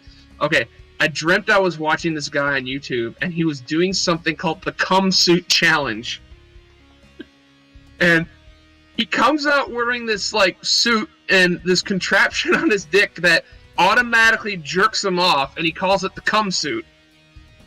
It's the Master Chief armor. And then he's like, alright peeps and peepettes, I have the cum suit on. Here's what's gonna happen. My girlfriend is in the bedroom completely naked and ready for fuck. Like he says, ready for fuck, not ready to fuck. You can't convince me that it's real. It sounds too good. Like, my challenge today is to watch a bunch of porn and play a bunch of dojin while this suit jerks me off as I try not to come. If I come, I can't fuck my girlfriend. And he was about to climax right when I woke up. Damn, that's a good climax. It woke you right up. And I was laughing so fucking hard at this ridiculous shit. I'm happy you wrote it down, like, 'cause sometimes you'll have a great dream and forget about it. That's why whenever I have a good dream, I write it down. But yeah, Satoru Sayama is a fantastic Tiger Mask. Probably the best. Tiger he was 4 the is pretty first good. Tiger Mask and the best Tiger Yeah. Mask. Kick out. Yeah. Tiger 4 is pretty good.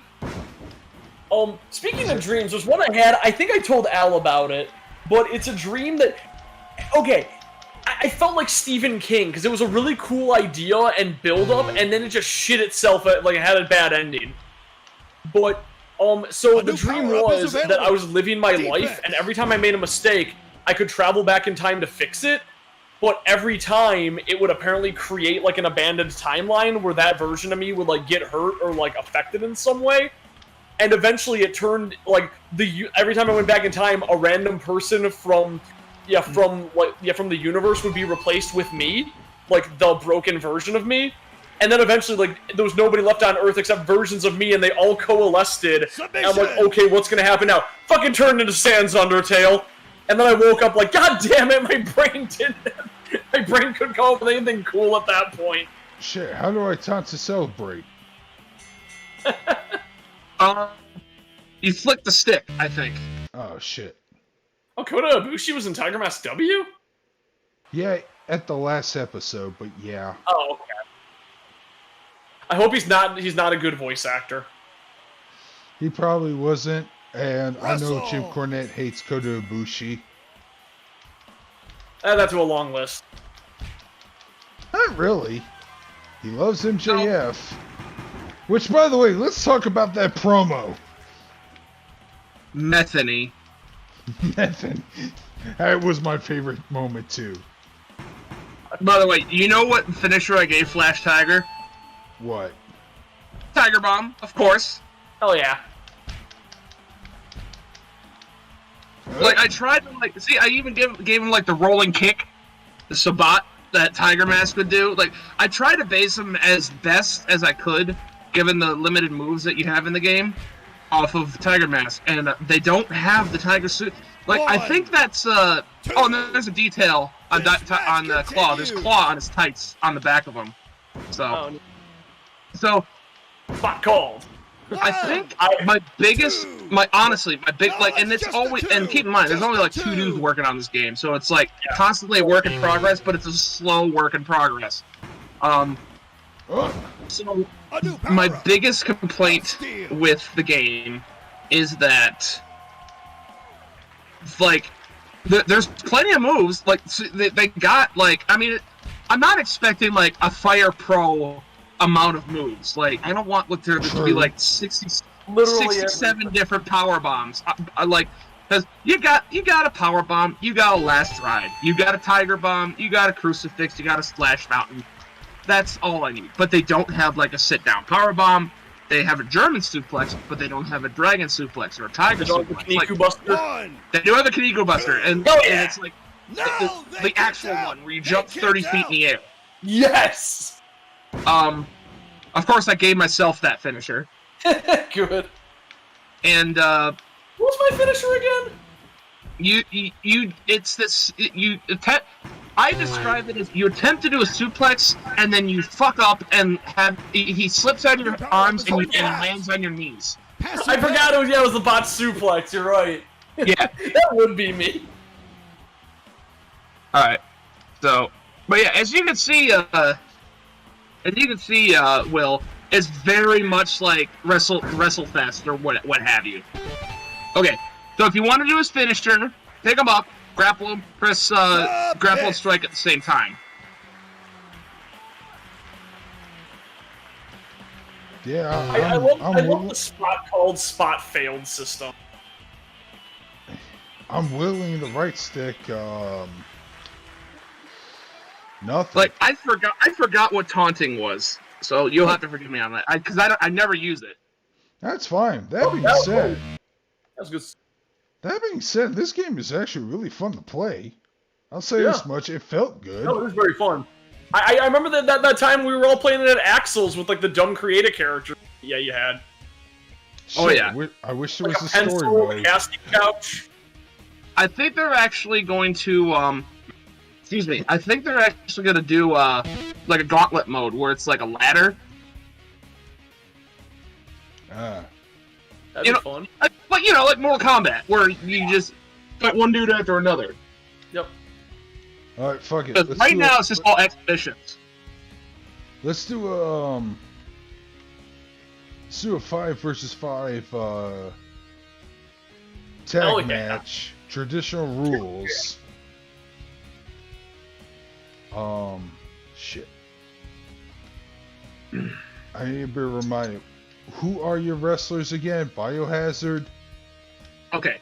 Biohazard, Crimson Claw, Jockhammer, Slammer Stanislavovich.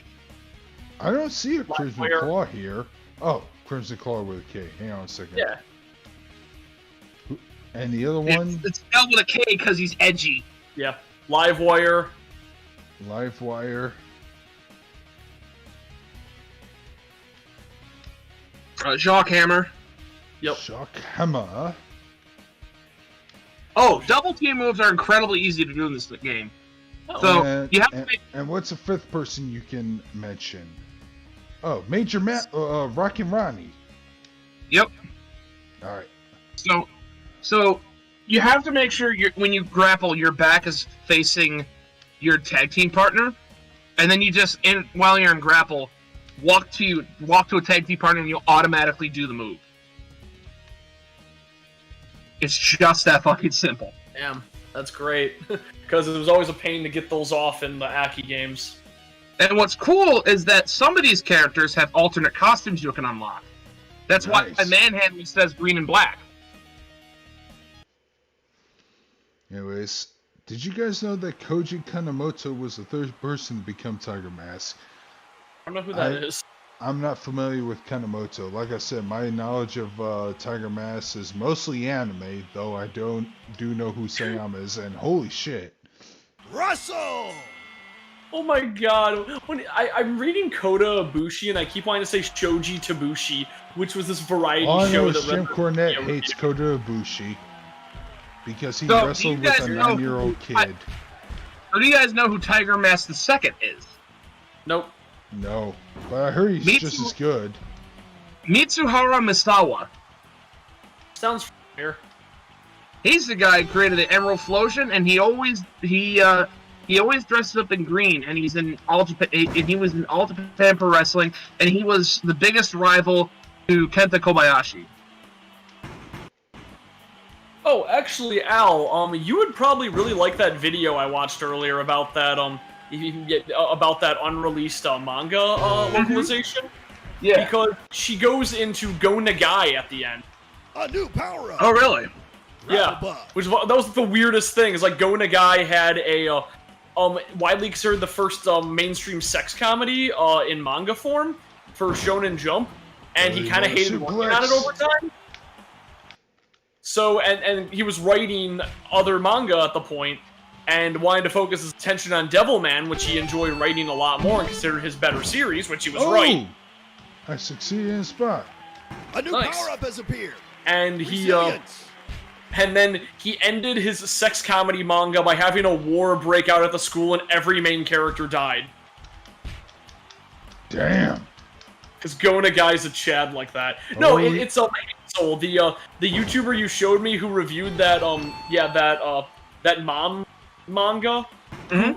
I don't know what the hell's the deal with her channel, because that video has the most amount of views and she can't figure out why. 2, 3! There's a pinfall! Stream is lagging a lot too. But Dura we're played back. the game. We're back. She was in an area where in Devil May Cry, if you stand close to a door, a hand will come out of the door and hit you if you stand there too long. She died to that and got easy moded by a door. Incredible. Yeah. That door was lost their shit. God, I Oh. love Devil May Cry. God, I love Gargura. New power-up is She's up for entertaining grabs. as hell. Defense! Even if she hated Virgil for a long time. So, Yeah, what are you talking about? What power, Stinky? Don't So- worry. Ow! Shit. Rockin' Ronnie is still I know she winning. warmed up. Darkseid, I noticed you were trying to do Biohazard's running finisher. I know there was a prompt for a finisher, but I wasn't. Anyways, fuck it. Okay. Canadian Destroyer. A new power-up is available! Health Steal! Fuck it, Canadian Destroyer. That seems to just be like the game plan for most of the Jacksons matches. Yeah, that's why I don't like the Young Bucks at all. Kenny Omega, you can make a defense for. But I hate the Young Bucks so fucking much. FTR is the superior tag team. 1, 2. Yeah, try a tag team move Continue. if you haven't done so already. How do you do that? Okay, so you make sure that your back is facing your team when you grapple them, right? Right? And then you walk towards whatever partner you want, and you should automatically do the move. But your back has to be facing. Motherfucker shot lightning at my face. Passive help. God. Yeah, that'll happen. Ugh. Why am I not getting up?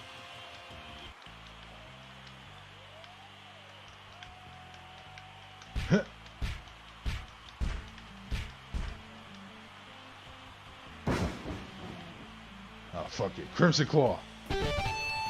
You're in. Get in there, villain! Damn it, I should probably watch the Hollow Myth anniversary video. I guess they had a karaoke party. And Kiara had to apologize because her mic was set too loud. Shit. Hey, don't eat the nail clippers, Calliope. Which you're referring to your cat, right? Yes. I don't think Calliope would eat nail clippers on stream. I don't know. Some people are awkward like that. Yeah, she Wow. would be. Wow, Crimson Especially if Claw. somebody said, hey, Calliope, bet you can't eat these nail clippers. Fuck you! Shit! Motherfucker! Oh god, does anybody like bone claws on Wolverine? Adamantium all the way. Boom! Claws is ready. Bone claw is ready! No, just a 2. Oh my god, how great would that be as an outtake? They just bring in Hugh Jackman. Nice outfit. Did your husband come in with that suit? Actually, Yes, she did, Spider-Man. He's Yes, very you did. I part love of my lifestyle. if you brought that up in such a condescending tone. You're part of the problem. I love the comment. It's like if Bonesaw actually reacted this way, like the match would have gone on for the 3 minutes, and then Uncle Ben wouldn't have died. Wow, Crimson Claw is not that good. Or maybe you just don't know his secret moves. Sorry, I keep accidentally pressing the wrong button. I'll be back in a sec. There we go. Livewire, show him what you got.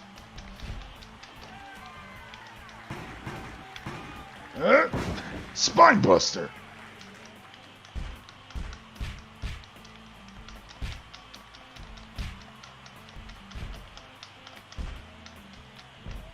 Oh, shit.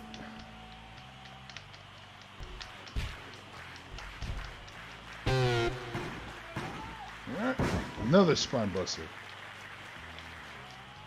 And another one. Ow, shit. Livewire got dazed for some reason. Oh! Oh!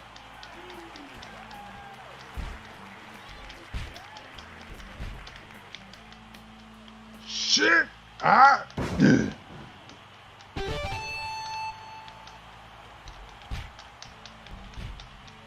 BigAl, I thought you were supposed to be a Paul Heyman. Ah! Paul Heyman guy.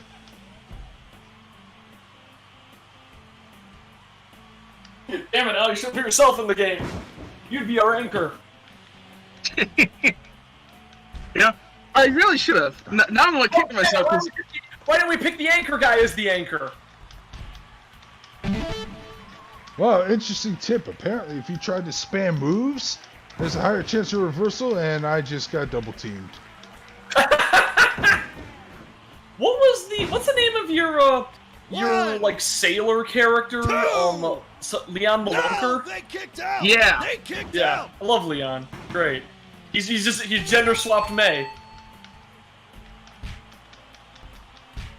And he's also a thick boy. Yeah! Extra thick boy, the apocalypse. Yeah. Oh, shit. Yeah, man. I just saw it. You got Doomsday. Yep. Beautiful. I'm trying to, like... I'm thinking the bone claws are fucking horrifying. 2. Like, the concept. Now it's a kick out. I was thinking about Wolverine's stupid bone claws still. One of my favorite, like, meme comics, it shows, like, Wolverine from a panel, and then he's like, don't worry, guys, I'll get him because my hands are like big fucking forks. Yeah. No, my favorite meme comic ever is the one that just grabs random panels and replaces all of Wolverine's dialogue with bub snick snick bub snick snick. Or what It's about like, that one? Wolverine, you can't sacrifice yourself for this. It's like, we can save you. Bub snick snick bub bub. It's like, we understand, Wolverine. Snick snick. Or like one of my favorite panels, and I quote this endlessly. It's Wolverine and Komodo in a kimono saying, "Konnichiwa, Bakagaijin, welcome to Neon." There's an image I saved earlier because it's like the most fitting thing ever. It's another edit of the "This is where my parents died" Raphael. Uh, Yeah, there we go. I just sent it to I you. landed the finisher. Oh yeah. Come on, Biohazard. Yeah, fart in his face. Yeah, do it. Oh, shit. Bastion Booger if he was a competent wrestler. Yeah. God, How do I you love fucking pin in this game, man? punishment, and they just said nah. He's like, I'm gonna roll with it. I think you press grapple by his head. It's been a while since I played Action Arcade. Alright. Slam. There we go. 1, 2. Of course, I open up my social media, and the first thing I see is Lumi with her stupid boxing glove tail. Good. I hope that rig breaks too. I love that I just know her as the VTuber whose model consistently becomes a singularity. And I think she's gotten it working, but like every time it breaks, I get so happy. Oh, speaking of VTuber stuff, I guess Tacti Sierra's gonna. move.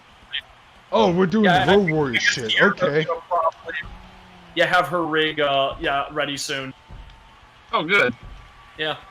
So hey, we can have a real VTuber on once you get started. Your goblin waifu. Oh, I love. Oh, Sierra's a sweetheart. I'm still good friends with her. She's well animated for what she is. Wait, what? No, you have no idea who Sierra is. You said goblin. I know a goblin VTuber. Oh, she hasn't debuted yet, but she had. She designed her goblin. She's doing a bunch of fan art of her, and her. She currently has the models ready, and it's being rigged. Motherfucker. Stone Cold Nothing, haven't Sunday. seen it. Kind of like the Game Grumps. But yeah, you think I was gonna make a Road Warrior whip-off and not give him the Doomsday device? Of course. Wow, I'm getting double teamed. 1, Yep. 2. Oh, damn, he's thrown. No, that's just Spit a 2. roast. Just a 2. Alright.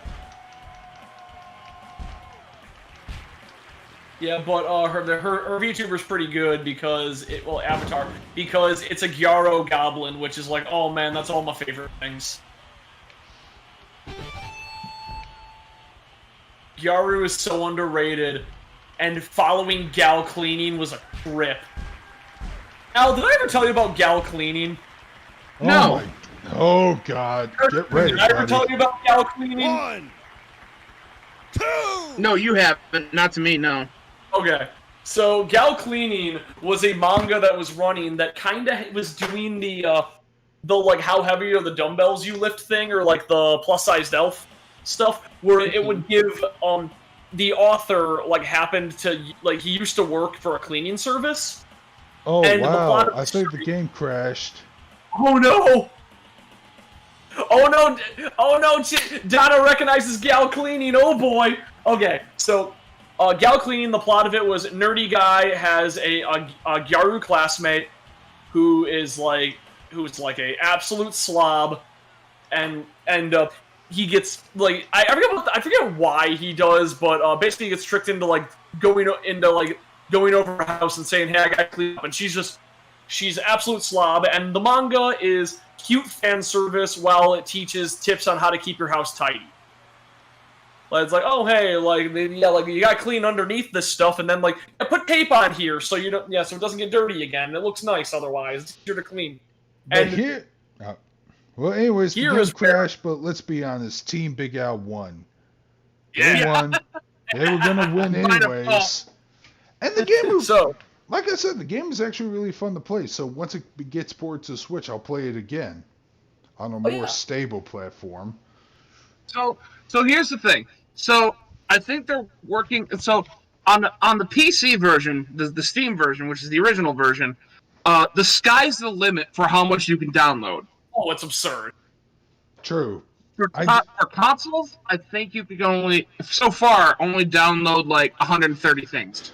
I just want an RPG story mode, just like in WWE SmackDown. Here Comes the Pain. Yeah. Well, yeah. Yeah, I just want that. No voiceovers, just dialogue and whatever. But anyways, Gal Clean gets fucking stupid at this point. Because I read it. So, what happened is that, it was a cute little manga, fan service, it's kind of mediocre. What people aren't sure what exactly happened, but the guy wrote an ending at chapter 8. And then it just, it has an ending, then it continued. And they're wait, what is going on here? Apparently he, allegedly had an agreement to do 10 chapters. And he ended it, you gotta do 2 more chapters. Okay. So, it eventually turned, he did chapter 9, and then, it turned into, I think they call it the Namek chapters. Because it turned into chapter 9.5, chapter 9.6, 9.7, and it hit 9, and these were all, cranked out really fast. And it involved them leaving the house, going back to school. Oh no, Gyaru girl forgot her panties. Now she has to walk around the school without panties on. And in the meantime, they introduced the student council president character, and it has a flashback of her getting raped. By the way, the English and this happens out of nowhere. Yeah, the English translators actually. Oh yeah, the English translators are great because we don't know. This is awful. It's going to keep getting worse, and we're holding on to this with everybody else. We're going to finish translating it, and goddamn, we want off this roller coaster, but we are not gonna quit. In the meantime, here's some other Gal-related mangas here's some better Gal-related manga, which was great. So. Please tell me Galco-chan. Yeah, of course Galco-chan's on there. So it hit 9.9, and then it became 9.9, 9.91, 9.92, 9.9. I think it got to 9.96 before it finally hit chapter 10, and everything was just discarded, and they had a completely nothing ending. I've never seen an artist just commit complete series suicide like that before. But they were publishing it. Half of it was censored, but they were publishing it. You say? Yeah, I'm looking it up right now. It was it goes, oh cute. Suddenly he was oh cute, and then suddenly rape. It gets worse drawn too because he didn't give a fuck. He was cranking these out once a week. Not even Yoshiyuki Tomino. The cover is every other cover is she's not wearing panties again. Same shit as always. Yup. Not even Tomino, who is infamous for killing his characters off mass genocide via Ideon or Zeta Gundam or Victory Gundam, goes that far. I was thinking Era Butcher, but no. Tomino still holds that belt. That's why they call him Kill 'em all Tomino. But shit. Chibi's skin. Oh, I love Chibi's skin. He's just gonna do so stupid, brave or bravely stupid. So what people think happened is that he wanted to end the series and move on to something else, but there was some kind of contract deal, where it got renewed for 10 chapters, and he said, fuck it, I'm gonna give you 10 chapters. Then he dragged it on as long as he could with the decimal chapters. It was a wild ride. I was following that and having a great time. Because I like when things go crazy like that.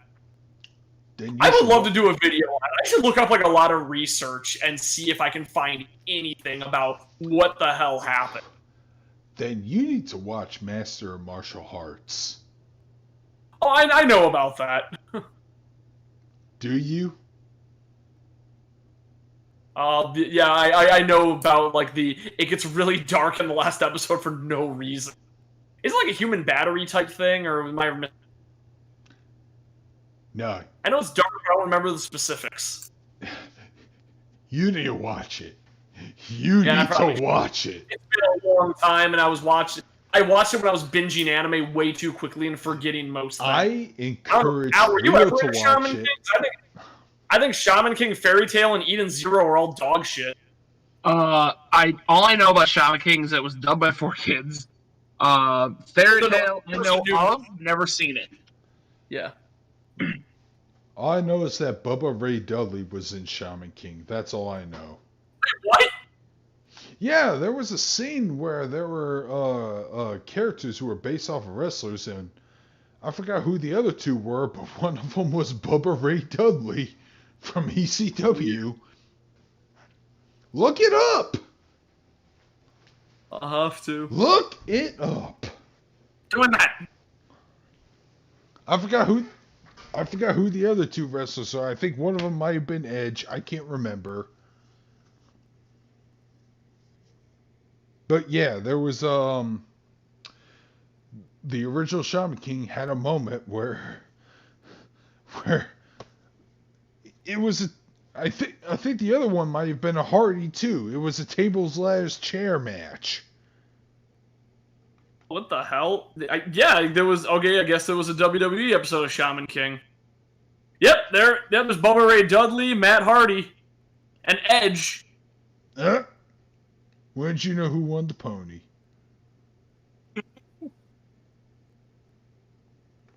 Hey, you guys here? What? Yeah, I'm here. It's weird, because my Discord is saying it's still fucking installing. I don't know. You really need a better computer. That much is true. Oh yeah, I forgot to see Pinwheel on Saturday. I feel bad. I was making a point to see Pinwheel just because I'm like, oh, she's so happy, and I hope she does well. Well, I saw her today, and my niece took a picture with her. Yeah, that's what I was scrolling through. Yeah, I was scrolling through Facebook, and that popped up. So.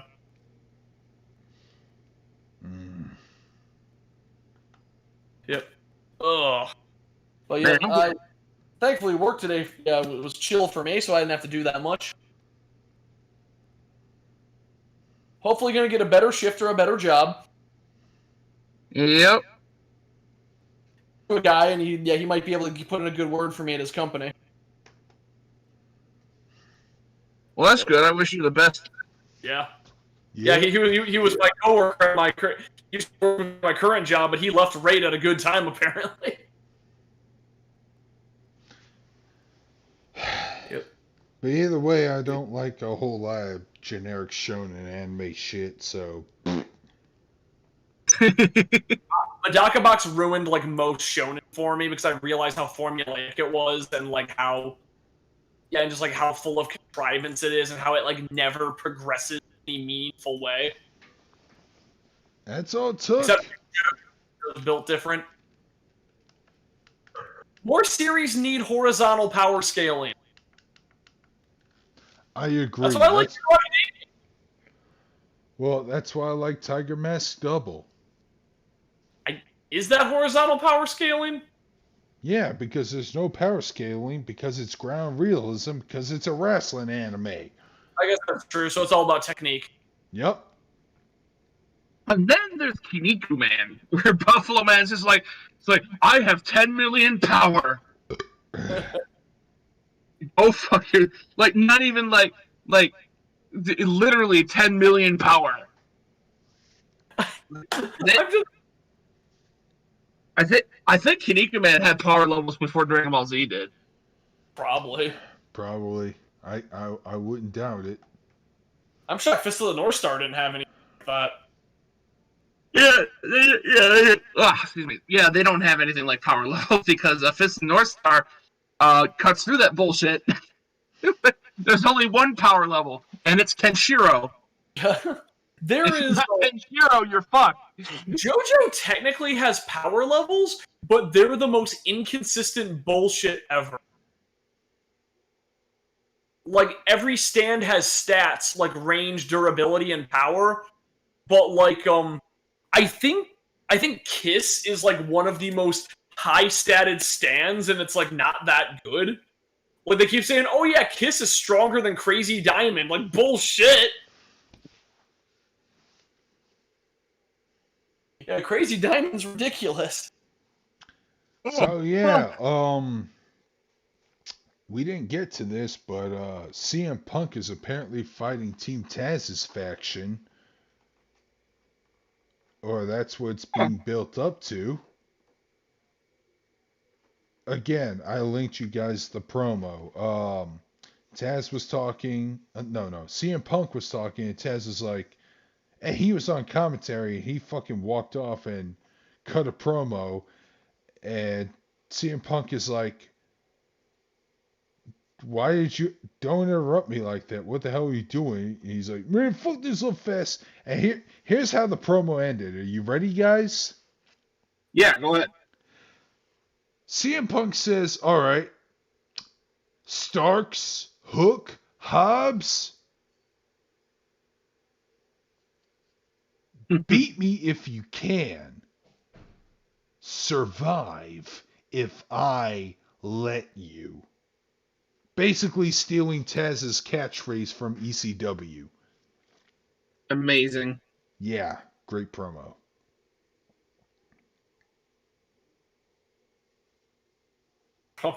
Oh no, Pat's started another Twitter argument. What else is new? He's justifying cheating in games on stream to like show off extra content, which I'll believe that. That's fair. Because he's like, hey, I can either grind a bunch of money in Yakuza, or I can cheat in a bunch of money so you can see all the summons that I would have to buy. So the other thing I want to mention, I tried to watch all of AEW Rampage, but I fast forwarded the second match, which was a 3-on-3 match between Dr. Britt Baker, I forgot, Reba, and I forget, Jamie Hayter, I think that's her name, I don't know, I don't give a fuck. And the baby faces, which were Chris Statlander, Riho, and Ruby Soho. And I was gonna give it a chance, despite the fact that Riho looks like a fucking child amongst adults in the ring. Like, seriously, look at that imagery. Here's where I fast forward. You know what? Fuck it. I'll probably find it on Twitter, because I know AEW Botches found it too. But it was. I'm just thinking of Rancid's song Ruby Soho every time I hear her name. So not a bad thing. That's her ring entrance. Good. Yeah, she comes into a Tony Hawk's Underground, or a Tony Hawk's Pro Skater 4 song or whatever. To back. What is that? What's that called again? Like a backpack position? Oh, Something I don't know what to call that. I mean, it's something like that. Anyways, Chris Statlander holds Riho up like the way Shaquille O'Neal held Johnny Bravo up in that one episode where he guest starred in. And she moves closer to Reba, and Riho is basically doing the Liu Kang bicycle kick, but it looks so childish and stupid and phony and unbelievable. Like, not only was she not really delivering those kicks. But Reba was selling like she was taking a fucking hit from a Tommy gun from 1950s Mafia. And I was so upset at that spot. I was like, oh, fuck this. And I fast forwarded. And like I said, I'm trying to find it. Because That's I know funny as hell. Yeah. Oh, okay, never mind. Apparently this Twitter account is being harassed. That'll happen. Rip. I hope that I can get harassed on Twitter, soon. I'm gonna start a huge fight with everybody. I've been sharpening my tongue for a while. But yeah, it looks stupid is what I'm trying to say. Good. Al, am I actually good at talking smack to people, or do I just think I am? I guess it depends on the situation. That's true. Depends how angry I am at a particular topic. The point It is, depends on what hill you're willing to die on, honestly. That's very true. Which is most hills. point is, AEW I has look a out lot- at a vet. Look at you cowards, afraid to stand up for what you believe in. I look outside and see so many pointless hills to die on. My point is, even though AEW has a long way to go and has a lot of stupid baggage on them, deathmatch, barbed wire explosion, Chris Jericho, crash pad. I'm still trying to root for them because fuck WWE, because every time you see an aspiring talent go into WWE, they get humiliated. Examples, Keith Lee, Karrion Kross, Nikki Ash.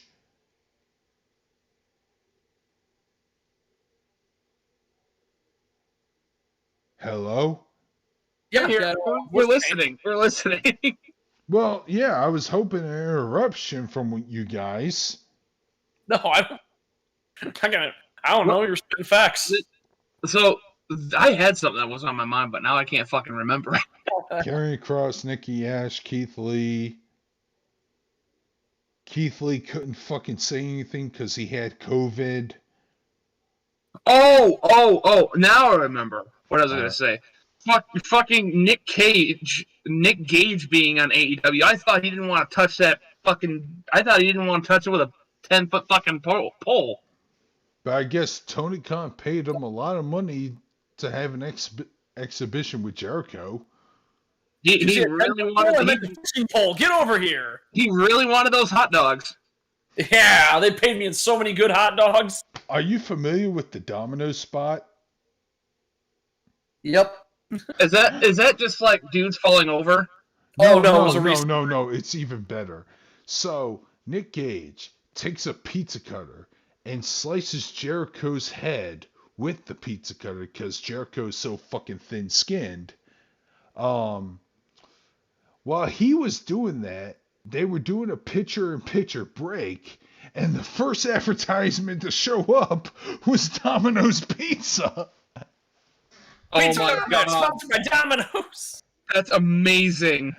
And Domino's found out about this and got fucking pissed off. That's fucking incredible. You couldn't have planned it any better. Yep. I mean, oh. And yet, I love weird advertisement moments. Like that time Cora was falling off a cliff, and then a banner ad for SpongeBob was playing of SpongeBob laughing.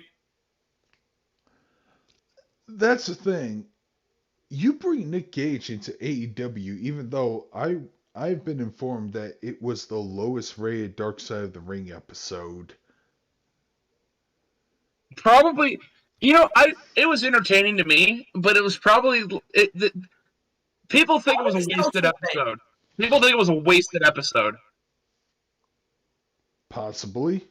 I haven't seen it myself, but I will watch it once it shows up on Hulu this week. Oh, it's on Hulu? Shit, I should watch it there. Well, yeah, Speaking the first two also- seasons are, but I don't know. Oh, because I didn't watch. I was watching it on some jank streaming service that would only let me watch in like 30-minute increments. But I was watching What We Do in the Shadows. It's on But Hulu. I think the new episode probably dropped. But Brian Pillman Jr., You know, he gets featured on the episode that focuses on his father. Mm-hmm. You know, gets a lot of sympathy. He grew up in an abusive household. It's very emotional. This guy gets nothing except being buried by the Young Bucks. Don't get me started on that shit. Gets beaten by Miro, the current TNT champion. And I was pissed about that until this week's episode when CM Punk actually acknowledges the Pillman family, mentions the Dark Side of the Ring episode, and then on that same week when MJF does the same thing but not in a positive light. Yeah, look at you, 60 impertinent. You got anything to say? MJF's the best.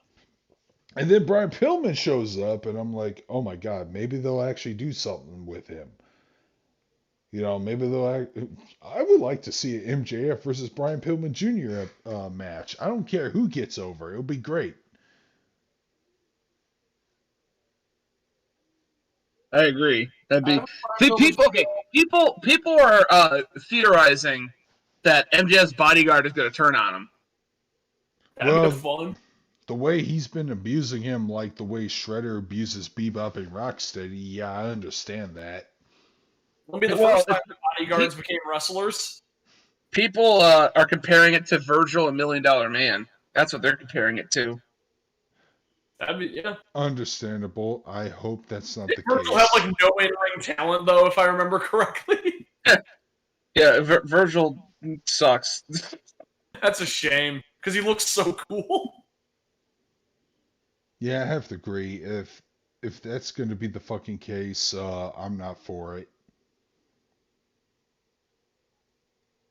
I'd rather MJF continue to just piss off every town that isn't Long Island, New York, or like I said, build up something between him and Pillman Jr. These are both homegrown AEW talent.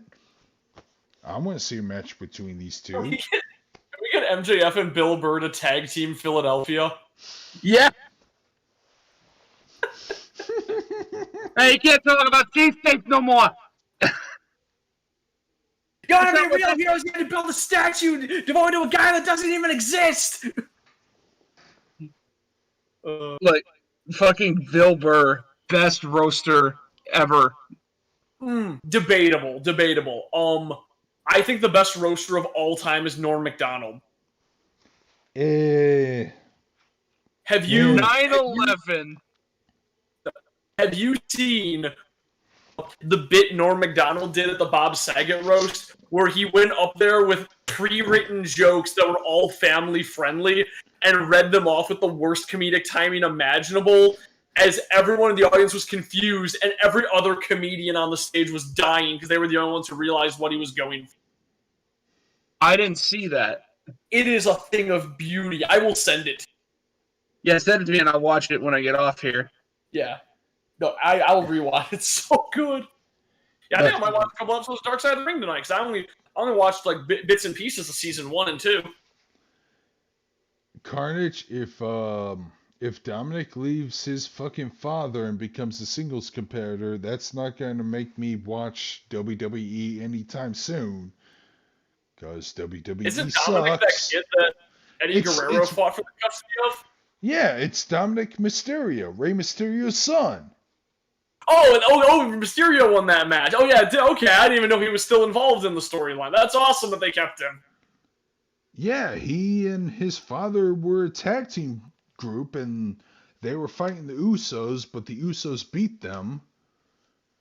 I'm not wrong. He was from the custody, right? Yeah. Yeah. He won the custody battle, wherever the fuck, but... Then they better bring back Nicholas. I hope Nicholas comes back shredded as fuck. Yeah, I want that so bad. Anyways. Oh my god, no, Nicholas comes in, and then here's what happens. An even younger kid gets brought in from the audience and wins the tag team belt, and then Nicholas comes back to regain his title.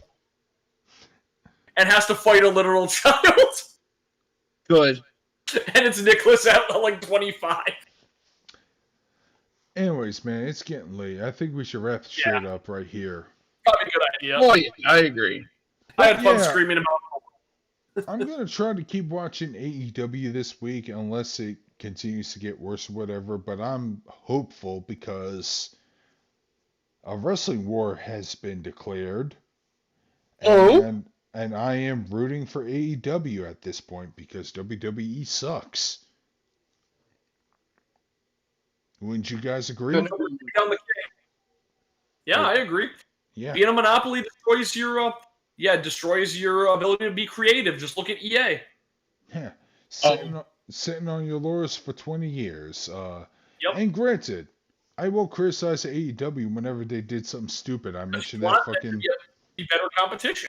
Yeah, but they need competition, and even though I'm an indie guy who acknowledges that my shit is niche, like I said, in order for wrestling to blossom, we need some strong competition. Real competition at the top of the ladder. Yeah. It would be like if the only video games being released were Devolver and EA. And We would need somebody to combat EA. Yeah, I would still root for Devolver. So with that, this is Darkscream signing out. So Wilson signing off. Big Al, over and out. I hope you guys enjoyed the stream. Take care, everybody. Until next week or the week after. Good night. Take it easy.